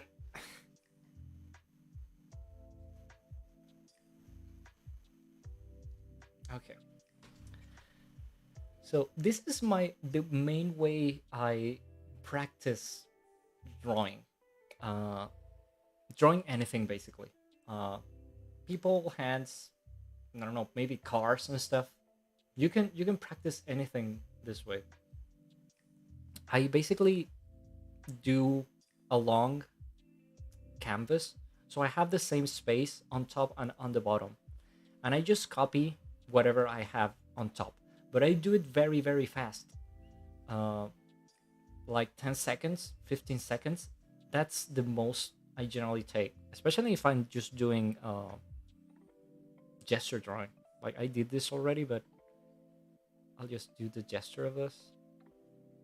And as I said, gesture drawings are not made to be beautiful. The important thing that you get from gesture drawing is the experience of doing the gesture drawing. The drawing itself, you can just erase it or throw it to the garbage. You see, I changed it. Next one.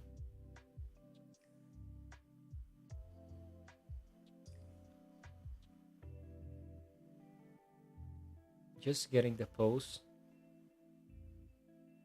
and a bit of the proportions. Next one. And I can be doing this for hours. And as I said, like eventually your brain will just get in the zone and your drawings will start looking better actually. Like when you begin doing this exercise, the first 25 to 50 drawings will look terrible like this ones. But when you draw a few dozens of them, they will actually start looking good because the right part of your brain is taking control of it. So it's something that you have to experiment with. And again, why do this fast and with a lot of poses? Because you're basically charging your brain with as much information as you can about the human body or whatever you're drawing. Uh, as much information as fast as you can. That's the thing. And if you train your brain to do this drawings fast, like as I said, like just a few seconds, uh, your brain will eventually find ways to uh, do this process more efficiently. Uh, and eventually, after you do this for maybe a couple of years, you will not even have to draw the gesture on it. Your brain will just simply skip to the contours and stuff like that, and you will not even notice. That's how artists like Kim Jung-gi, for example, can draw without doing sketches. It's simply like that. Like they just have all the information in their brains and they just draw all day. So their brains are uh, used to do it on the simplest, fastest way possible. I also, when I'm doing actual anime cuts, I almost never sketch things. I just jump directly to the character, to the almost final lines.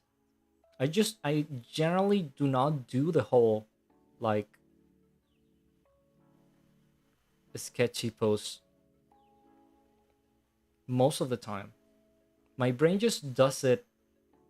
It does it inside my brain, but I don't need to draw it, and that's one of the best indications that you're getting better. But you don't have to force it. Okay, your brain should do it by itself over the time. Again, next pose, and this is why it's the first exercise I show you. Like, just fill the canvas with information or with random lines just to ruin it on purpose is important, because your drawings will look terrible, and you have to get used to them looking terrible, and you don't have to care. That's actually a very important part of the process. And then when you're done, like, you're kind of used to doing gesture drawing, you can take maybe 30 seconds to a minute and do a bit of the contours thing, and you can begin to experiment with more finished drawings. But the most important thing at the beginning is the the gesture of it, fast and energetic.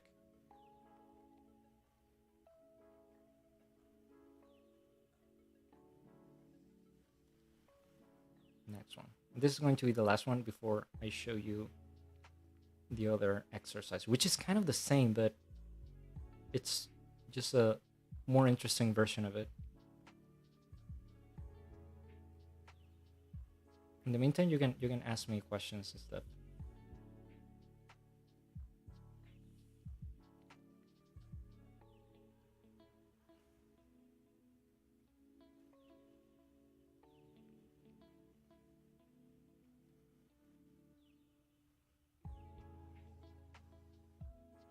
You see this? Even these drawings, I'm in the sixth drawing. They are looking a bit better than the first ones I did, because I'm slowly getting a bit more concentrated. Just a bit better. But as I said, like, after I finish this, I will just erase all the drawings. Like, they're not important to me. The important thing is all the information that my brain absorbed. Because the objective of all of this is that uh, whatever situation you have later on your professional uh, career, like whatever you have to draw, your brain should be able to say, "Oh, I've drawn something similar to that before," because I've just practiced so much. So I have a bit of information about that, and I can just draw it without necessarily looking for it for uh, reference or something like that. You can just do it because your brain already has the information of how that works. Like, after you draw 5,000 hands or something like that, you kind of know how to draw hands. It's the same for any other kind of thing you're drawing. Okay, let me read a few comments. Um, Spec is asking, how did you study real anatomy? Just all master books? Figure drawing? Which do you think helped the most? I have most of my anatomy things. I have worked from photographs, and just now I recognized that I needed a bit of knowledge of what was under it, and I purchased a course of like anatomy for drawing, like exactly that. Like, they teach you muscles and stuff, but in a simplified way too, for drawing artists. But that's pretty recent. Most of my, as I said, most of my anatomy comes from studying images like this.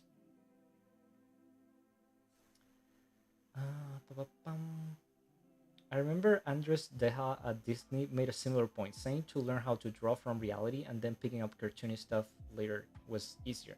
Yeah, like even do you remember this story from the Animator Survival Kit that Richard Williams, when he was a kid, he visited Disney, and he was like 10-year old, and he was very very good at drawing cartoons.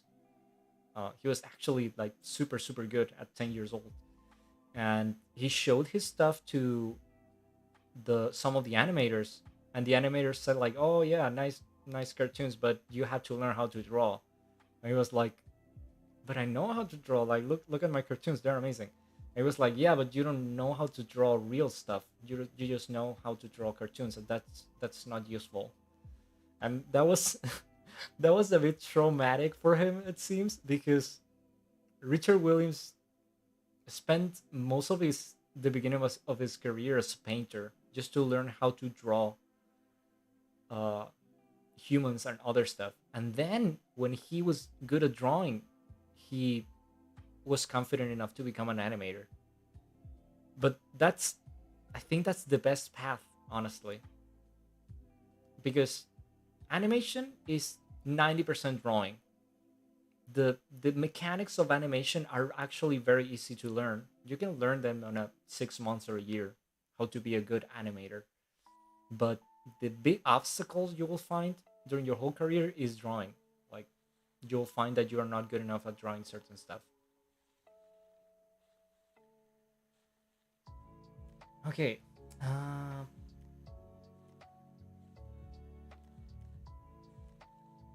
the bodies are another reason as to why studying real life is nice. Yeah.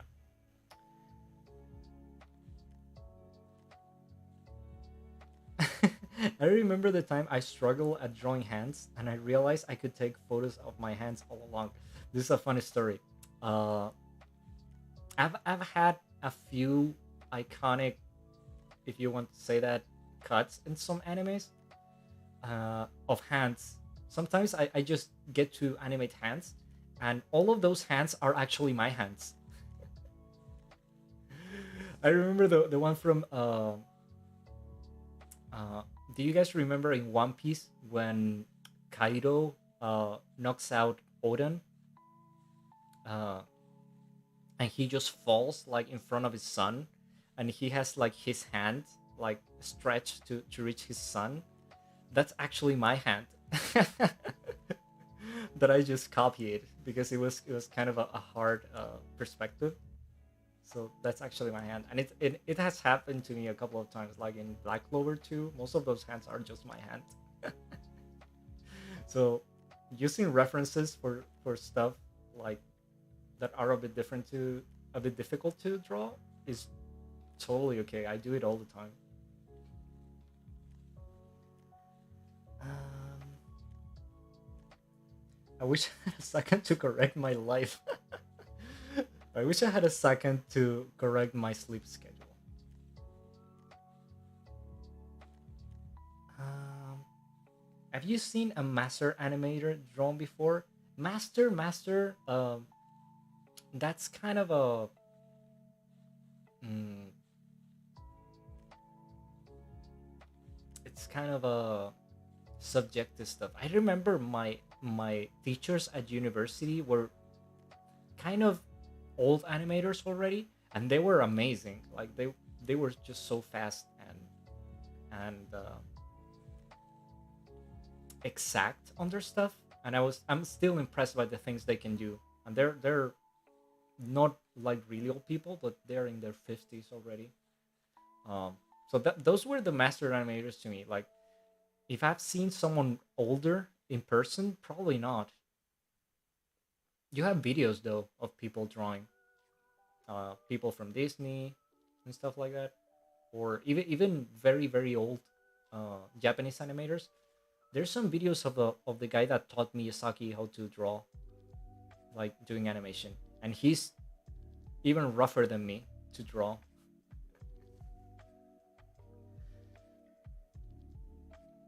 Okay.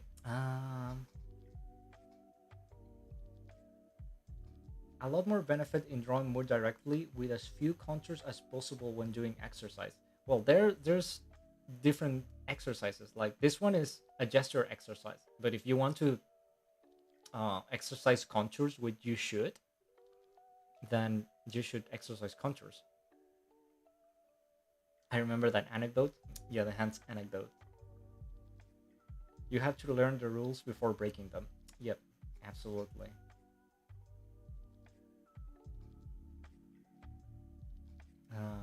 For a kid, that would be hard to grasp. Uh, what would be that? Who's the artist on the stream? Do you mean me? uh, I'm Beast, uh, animator for anime from Tonari. Yeah, I worked on a few One Piece things. I worked on that episode in particular when the Oden versus Kaido one, and I also worked on the movie like One Piece Red. I did a few cuts, and I was also supervisor in that. I wish I remembered better my animes because I've worked on pretty much everything. There's just a few. There's actually just a couple of anime studios that I haven't worked for, like of the big ones, but I worked for most of them. But every time like people ask me, hey, what have you worked on? I kind of get blocked. I'm sure a lot of people have that situation. Um, okay, so this is the, as I said, this is like the most normal, common exercise I do for learning how to draw anything, basically. As I said, like I could put a car here, or maybe houses, stuff like it doesn't have to be anything human. But I have a version of this on steroids. Where do I have this? Here. I've showed this to the people at Sakuga Foundry before, and I think it will be useful to you too. Someone saying that's my hand, Tonari animation. Yeah, and as I said, like it's not just in One Piece. Uh, I've done it on a lot of animes. Probably my feet too. Like when there's a weird perspective of like feet or something, I might also just take a picture.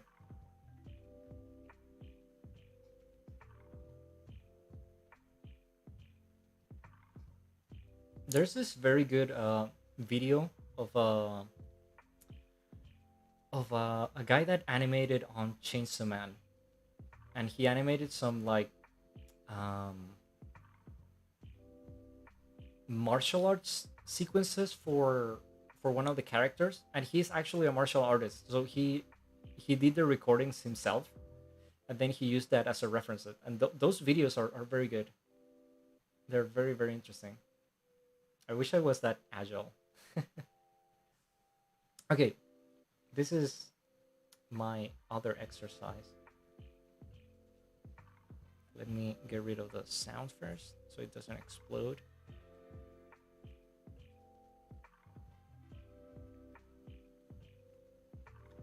This is basically the same exercise as before, but with a movie.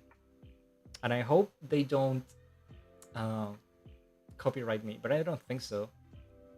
I don't think it should happen. I like kung fu movies, so sometimes I just take a piece of the movie, a clip, and I would do the same exercise of copying every single drawing, but with every single frame of the film. And I think this is the best exercise um, for practicing, especially gesture drawing, because it is fast and it is very fun. Let me show you. So I would just take whatever. Uh, whatever frame to start with, and I will just do a very fast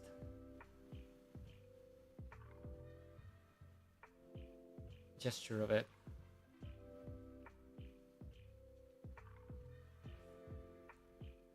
That's enough. And then I jump to the next one. And if the next one is the same frame, I'll just copy it again. Why not? Like, it's double the study.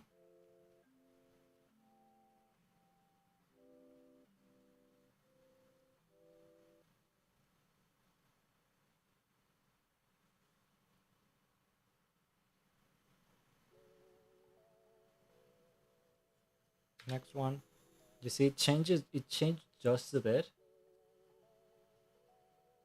And then I'll just copy it again. And I'll try to do it with as many frames as possible before I get exhausted. I can do hundreds of drawings in a few hours. If you do them as fast as me, like not actually caring about the actual quality of the drawing, but just the experience of doing it, you can do a ton of drawings in a very short amount of time. Like, instead of doing just, I don't know, 5 drawings in a drawing session at some school, you did 500 in just a few hours. Like, that's practice for real. Now, of course, it is different, like doing it from a movie or a picture than doing it from live. Live is always a bit better because everything that you do from a picture is going to have to go through a lens, and that creates a deformation that affects the images a bit. But when you do it live, like, you don't have the lens in the middle, so that's kind of the advantage of doing it live. But apart from that, that very minor inconvenience, it's just as good, and you eventually get to like fun stuff like the fight itself.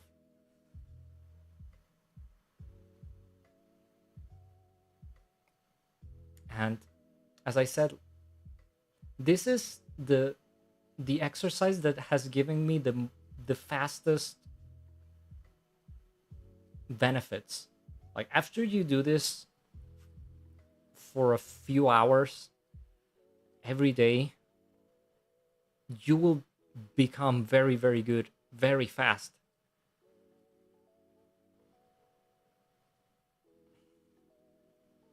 Because you'll have absorbed a ton of visual information way faster than most people.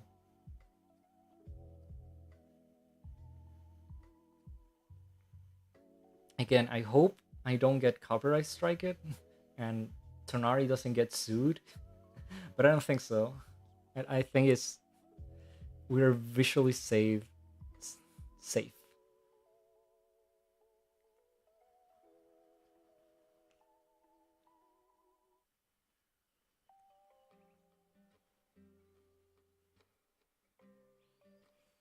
You see? And eventually, this part I did it like on the previous stream, and I traced it just for uh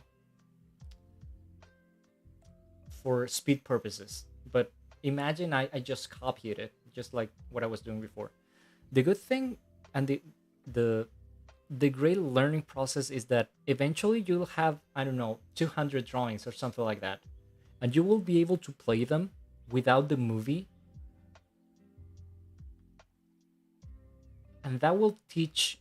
When you see this in movement with your own drawings, your brain will kind of learn how you can do some very realistic animation with very, very simple drawings. You don't need anything more complex than this. to lay the foundations of your animation. For example, if you're doing a fight or something like that,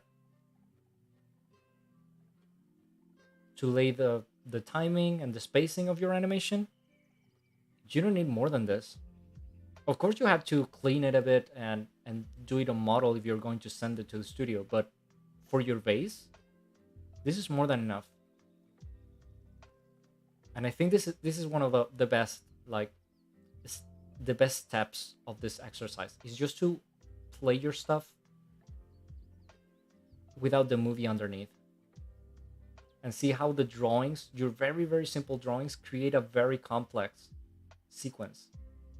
And the other thing this process will do, it will help your brain to imagine the canvas as a three-dimensional stage. Because if you notice, every single drawing, when they move, they change the distance of the character from the camera. That doesn't generally happen in anime, for example, or in animation, because it's hard. Moving a character further away or closer to the camera is actually hard to do.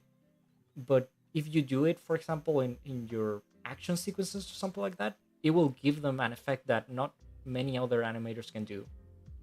So this is a very, very good training for that.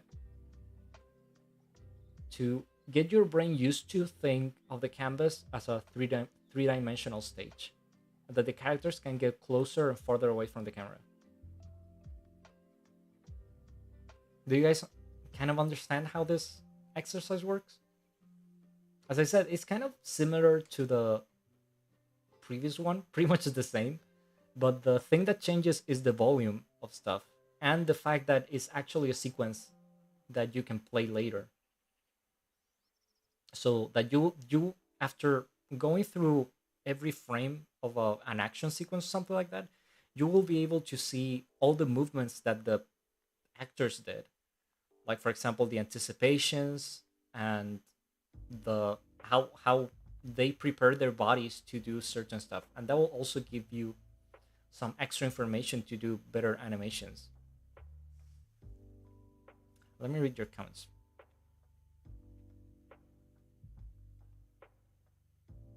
Ip Man, yeah.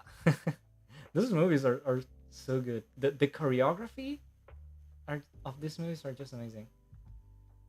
That's ultra hard mode. No, it's not hard. It's actually easy. That's the fun part. It's easy. It's just labor intensive, but it's a super easy exercise to do, and the benefits are very very quick and very good. Someone's asking, and this is the question I wanted you to ask. It must be live action movies. Can I practice from 3D or animation action? You can, but I don't think that it will give you the same benefit at all, because it's the same as with the drawing. Uh, Animation is a very simplified version of real life. So if you do the same exercise with just animation, you will just learn how they did this animation. You will not get all the information that you would get from live action. You see, I would say that doing it from animation is like 20% the benefit of doing it from live action, in my opinion. As I said, it would basically be useful to see how they assembled the animation, like the timing and the spacing and stuff like that. But once you have the basics, the very basics, you don't necessarily need to do that all the time.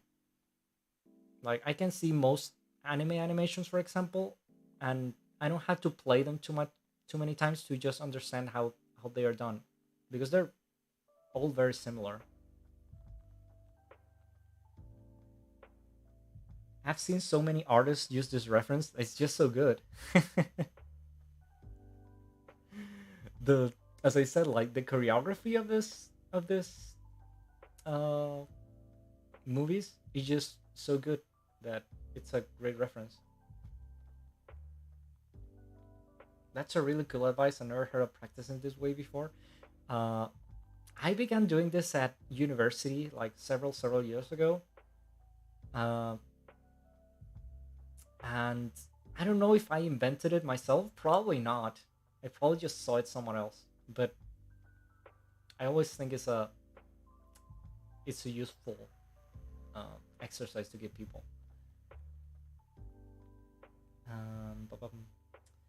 If you're a beginner animation animator, do you recommend doing this for practice? Yeah, absolutely. Do this a lot, and you'll get better very quick. Basic rotoscoping is not the same as rotoscoping. Rotoscoping is like if you trace it, it is technically rotoscoping like this. But as I said, I just traced it for showing the people that I was showing this to for doing this very quickly. But in the actual exercise, I would copy it underneath, not trace it. If you trace it, you lose most of the benefit of the exercise because you're it's like doing it in super easy mode. But the real exercise is copying it. That's not so much of rotoscoping.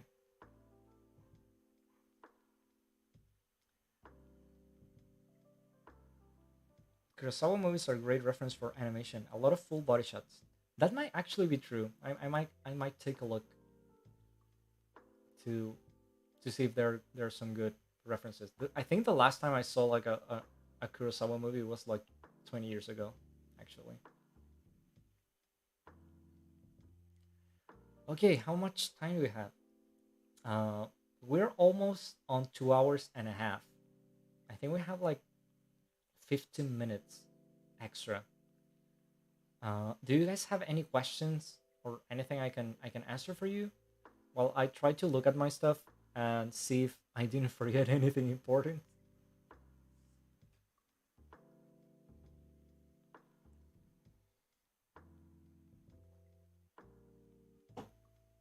And I've talked a lot already. Someone's saying you want that camera movement in 3D rotoscope, but your biggest problem is spacing for characters because the camera zoom in and out. Yeah, rotoscoping, as I said, is a whole other topic because doing a good rotoscoping is not easy, not easy at all. Um, um, when could we talk about rotoscoping? Probably the basic animation stream would be good, like the one from next week. I think that would be a good time to talk about rotoscoping just a bit, and I can show you some examples. Because yeah, there's good rotoscoping and terrible rotoscoping, and you have to know why it ends up like that. Um, okay, someone's asking where do we get the references? I got this from YouTube.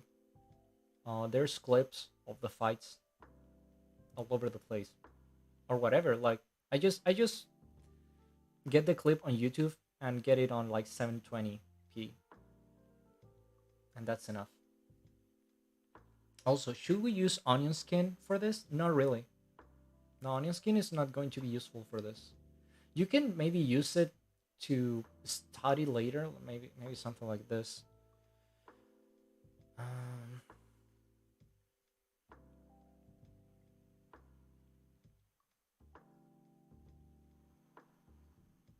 you could kind of do a comparison like this, but honestly, I don't think it's that useful at all because you're trying to see two different drawings at the same time.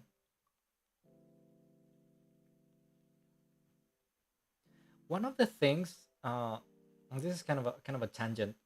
One of the of the big misunderstandings of that beginners have with animation is that they use onion skin all the time, and the when you work on animation professionally for some time, you will notice that onion skin is actually not that useful. It's actually more in the way that the use you'll give it. Why is that? Because um, animation is made to be played. Uh, is supposed to be in movement.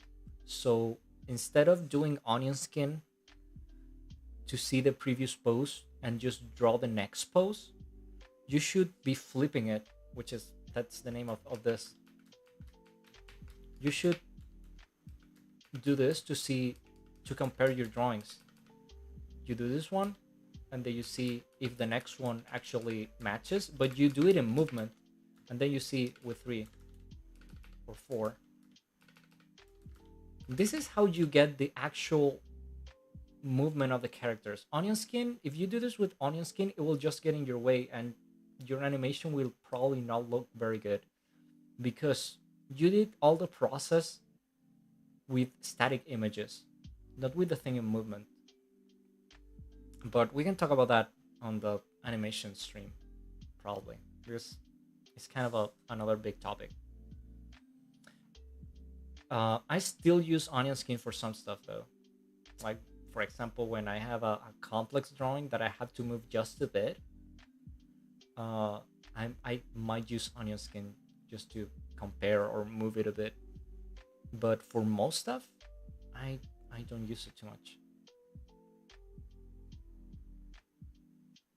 Okay, just one final look to see if I don't have anything else important to show you. I have a lot of baggy stuff. All right. Um, I told you I was going to talk to you about perspective, but I think we spent too much time doing this. Um, what do we do? We can touch on perspective on the layout stream 2 weeks from now, but for the moment, I will give you the book that finally taught me perspective. Because as I said, I'm a big blockhead. So if you give me any of the normal books for perspective that they have in universities and stuff, they just don't sink on me at all. So the book that finally taught me anything about perspective was this one. It's called Perspective for Comic Book Artists, and it's actually a comic. That's probably the reason why I could read it. Because it has drawings for like babies. But it is a very, very good book. Uh, it is fun to read. Like it's actually a good comic, and it teaches you almost everything you need about perspective for the rest of your life. um, we'll definitely see perspective in layout because we cannot go through layout without talking about perspective. But in the meantime, you have 2 weeks. Read this book. You can get it online pretty easily. I think you can just buy a copy or something from Amazon. It should be pretty available. Give it a read, and you will be very ready to for the layout stream. And as I said, like this is the easiest way I found to learn about perspective because it wasn't easy for me at all. Okay, read comments. Recommended animators for study of drawing. Oh my god, there's so many animators that do different stuff. The Yoshinari excluded.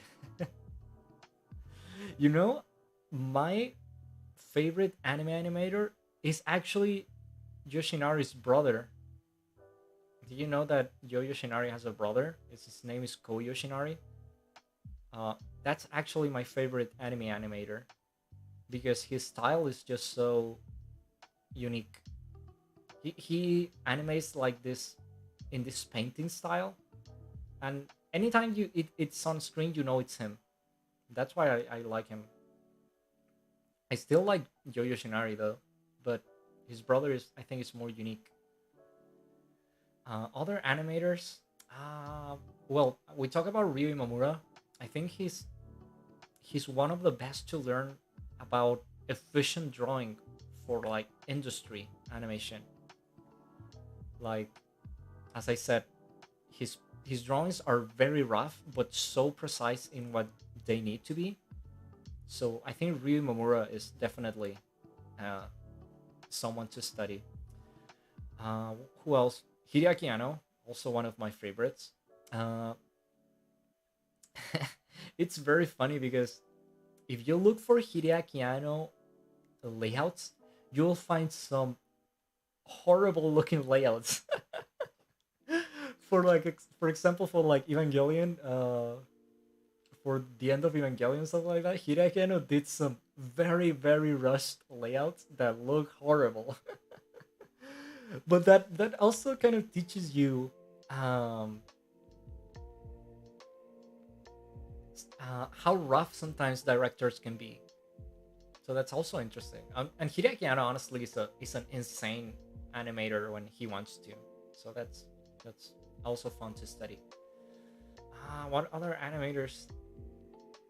There's just so many. I might do a list for the future so I don't forget them.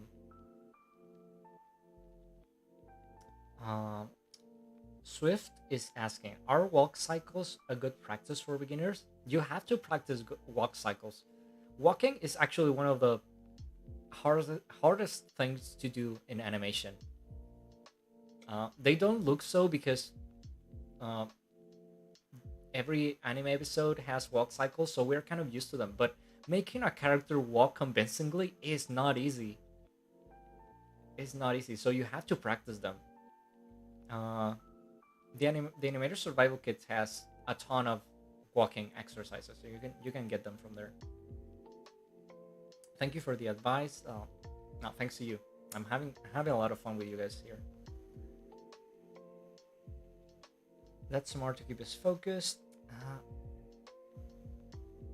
I only read manga, so perfect book for me. Yeah, it was the perfect book for me. Good evening. Sorry I'm late. Nah, you can watch it. You can watch this later. Give us a list of your favorite animation sequences one day. I will. Uh, that's a good idea. It will probably have a lot of Western animation though, because man, Western animation has some crazy, crazy sequences that people generally ignore because they're just too old. But I've been watching some old movies, like very old movies from the 70s or even 50s. They had some crazy, crazy animation. So it might be very fun to show that to you someday. Thoughts on Takuya Ninuma? Uh, who's that guy? Sorry, I'm very bad at remembering people's names. So most of these animators you guys tell me, I probably heard of them, but I just forget. Let me see if I found something.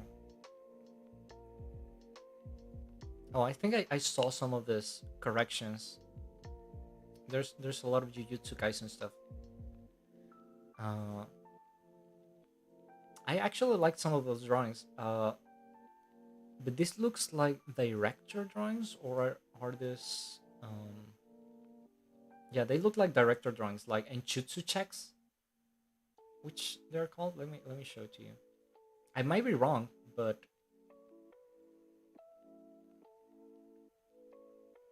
that's what they look like to me, because they're super super rough.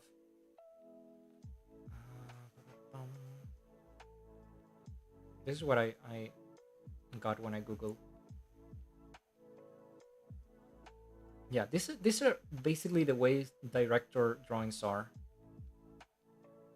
Whoops. Can you guys see me? Yeah. When you're a director and you have to correct, uh,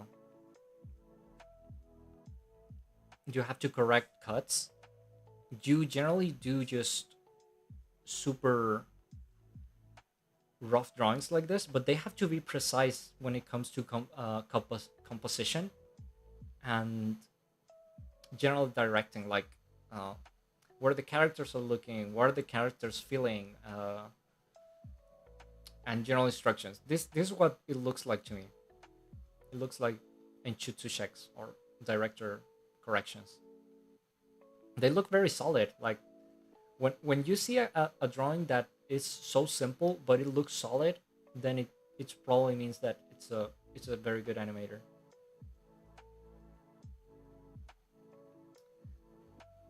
Someone's saying walking is hard. Yeah, walk animation walking is hard. Why is it not easy? Because walk cycles have to be very precise, uh, so that the character looks like it's actually walking and not sliding or something like that.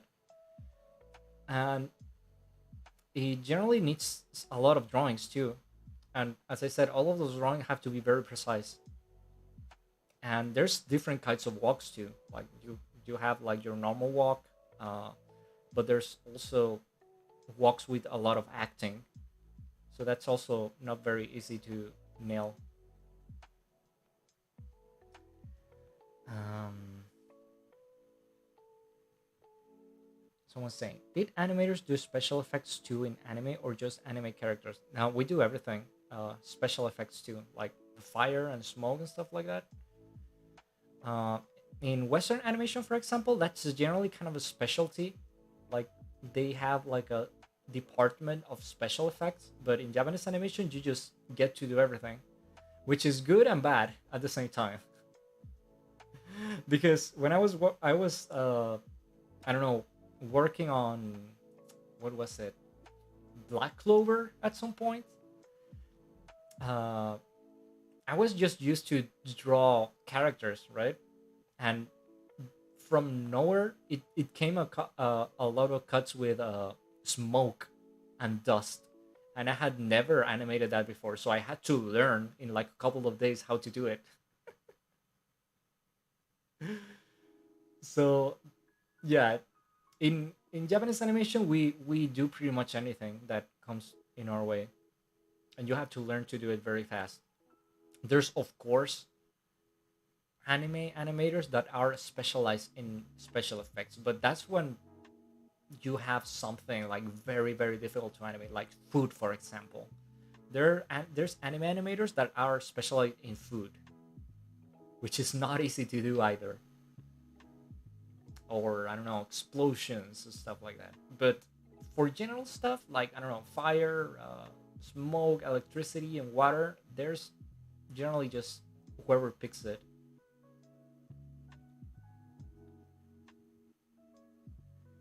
Um, Someone's saying his dress up darling work is underrated. I guess we're talking about Takuya Ninuma, probably. I'll take a look.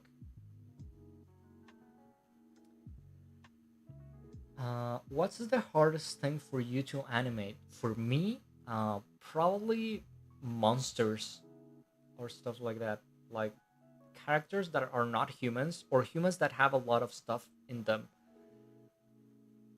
One of the hardest things I had to draw, we did this. Um, I don't remember the name of the anime, but it was a card game anime, like trading cards anime. We did it at Tonari like a year ago or something like that. No, not so much, like a few months ago.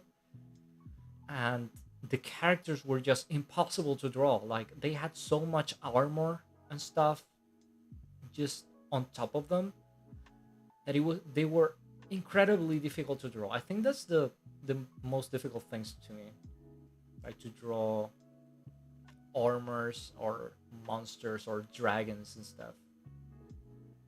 Very difficult to me. My um,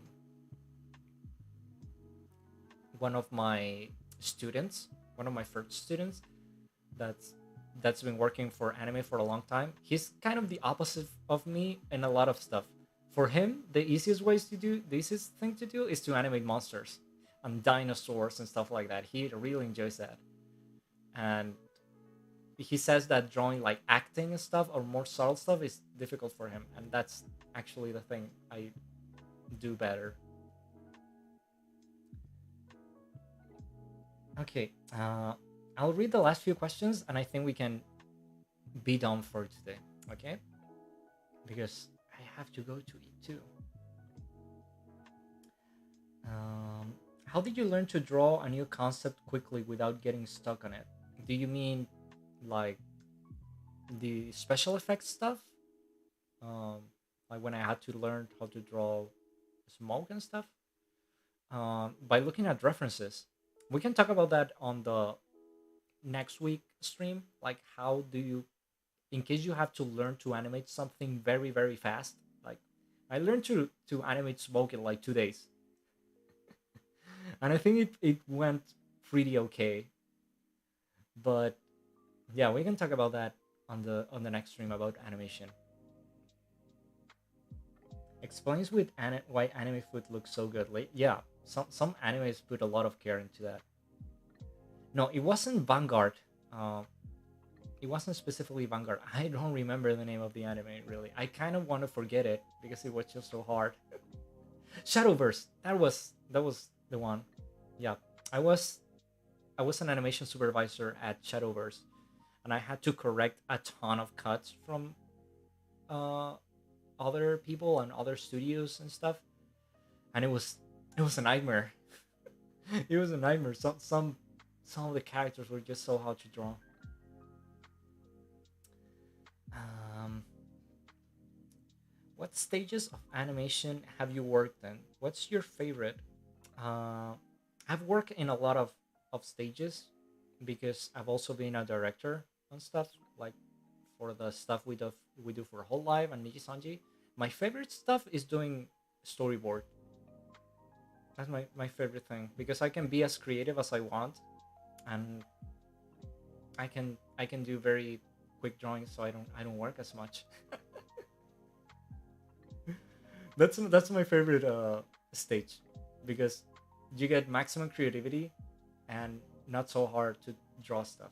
But you also have to be very precise in the instructions. Like you have one for the other. But I've done pretty much all pre-production except for backgrounds. I'm not an expert on backgrounds, so when it comes to art direction, I generally leave that to someone else.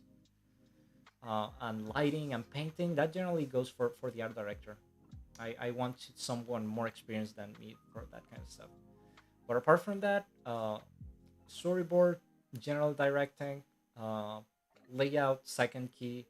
I generally do not end up uh, doing Doga so much, like in betweening and final cleanup, just because they're better people than me for to do that. But sometimes I do too. And compositing, I just know very, very, very basic compositing. Um, that's a whole different topic. Uh, Someone saying even regular artists would say no robots, vehicles, or furries in their commissions. Yeah, yeah, because they're very difficult, especially if you want them to move. It's crazy difficult. I remember in Shadowverse, some of the characters were so complex that they could not actually bend their arms or their legs because the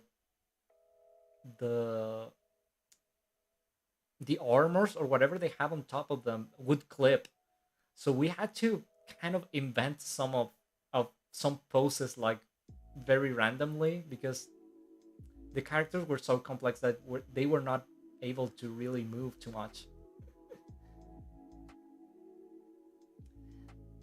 Someone saying, "Man, cramming when learning things to animate must be really tough." Yeah, especially when you have a deadline soon.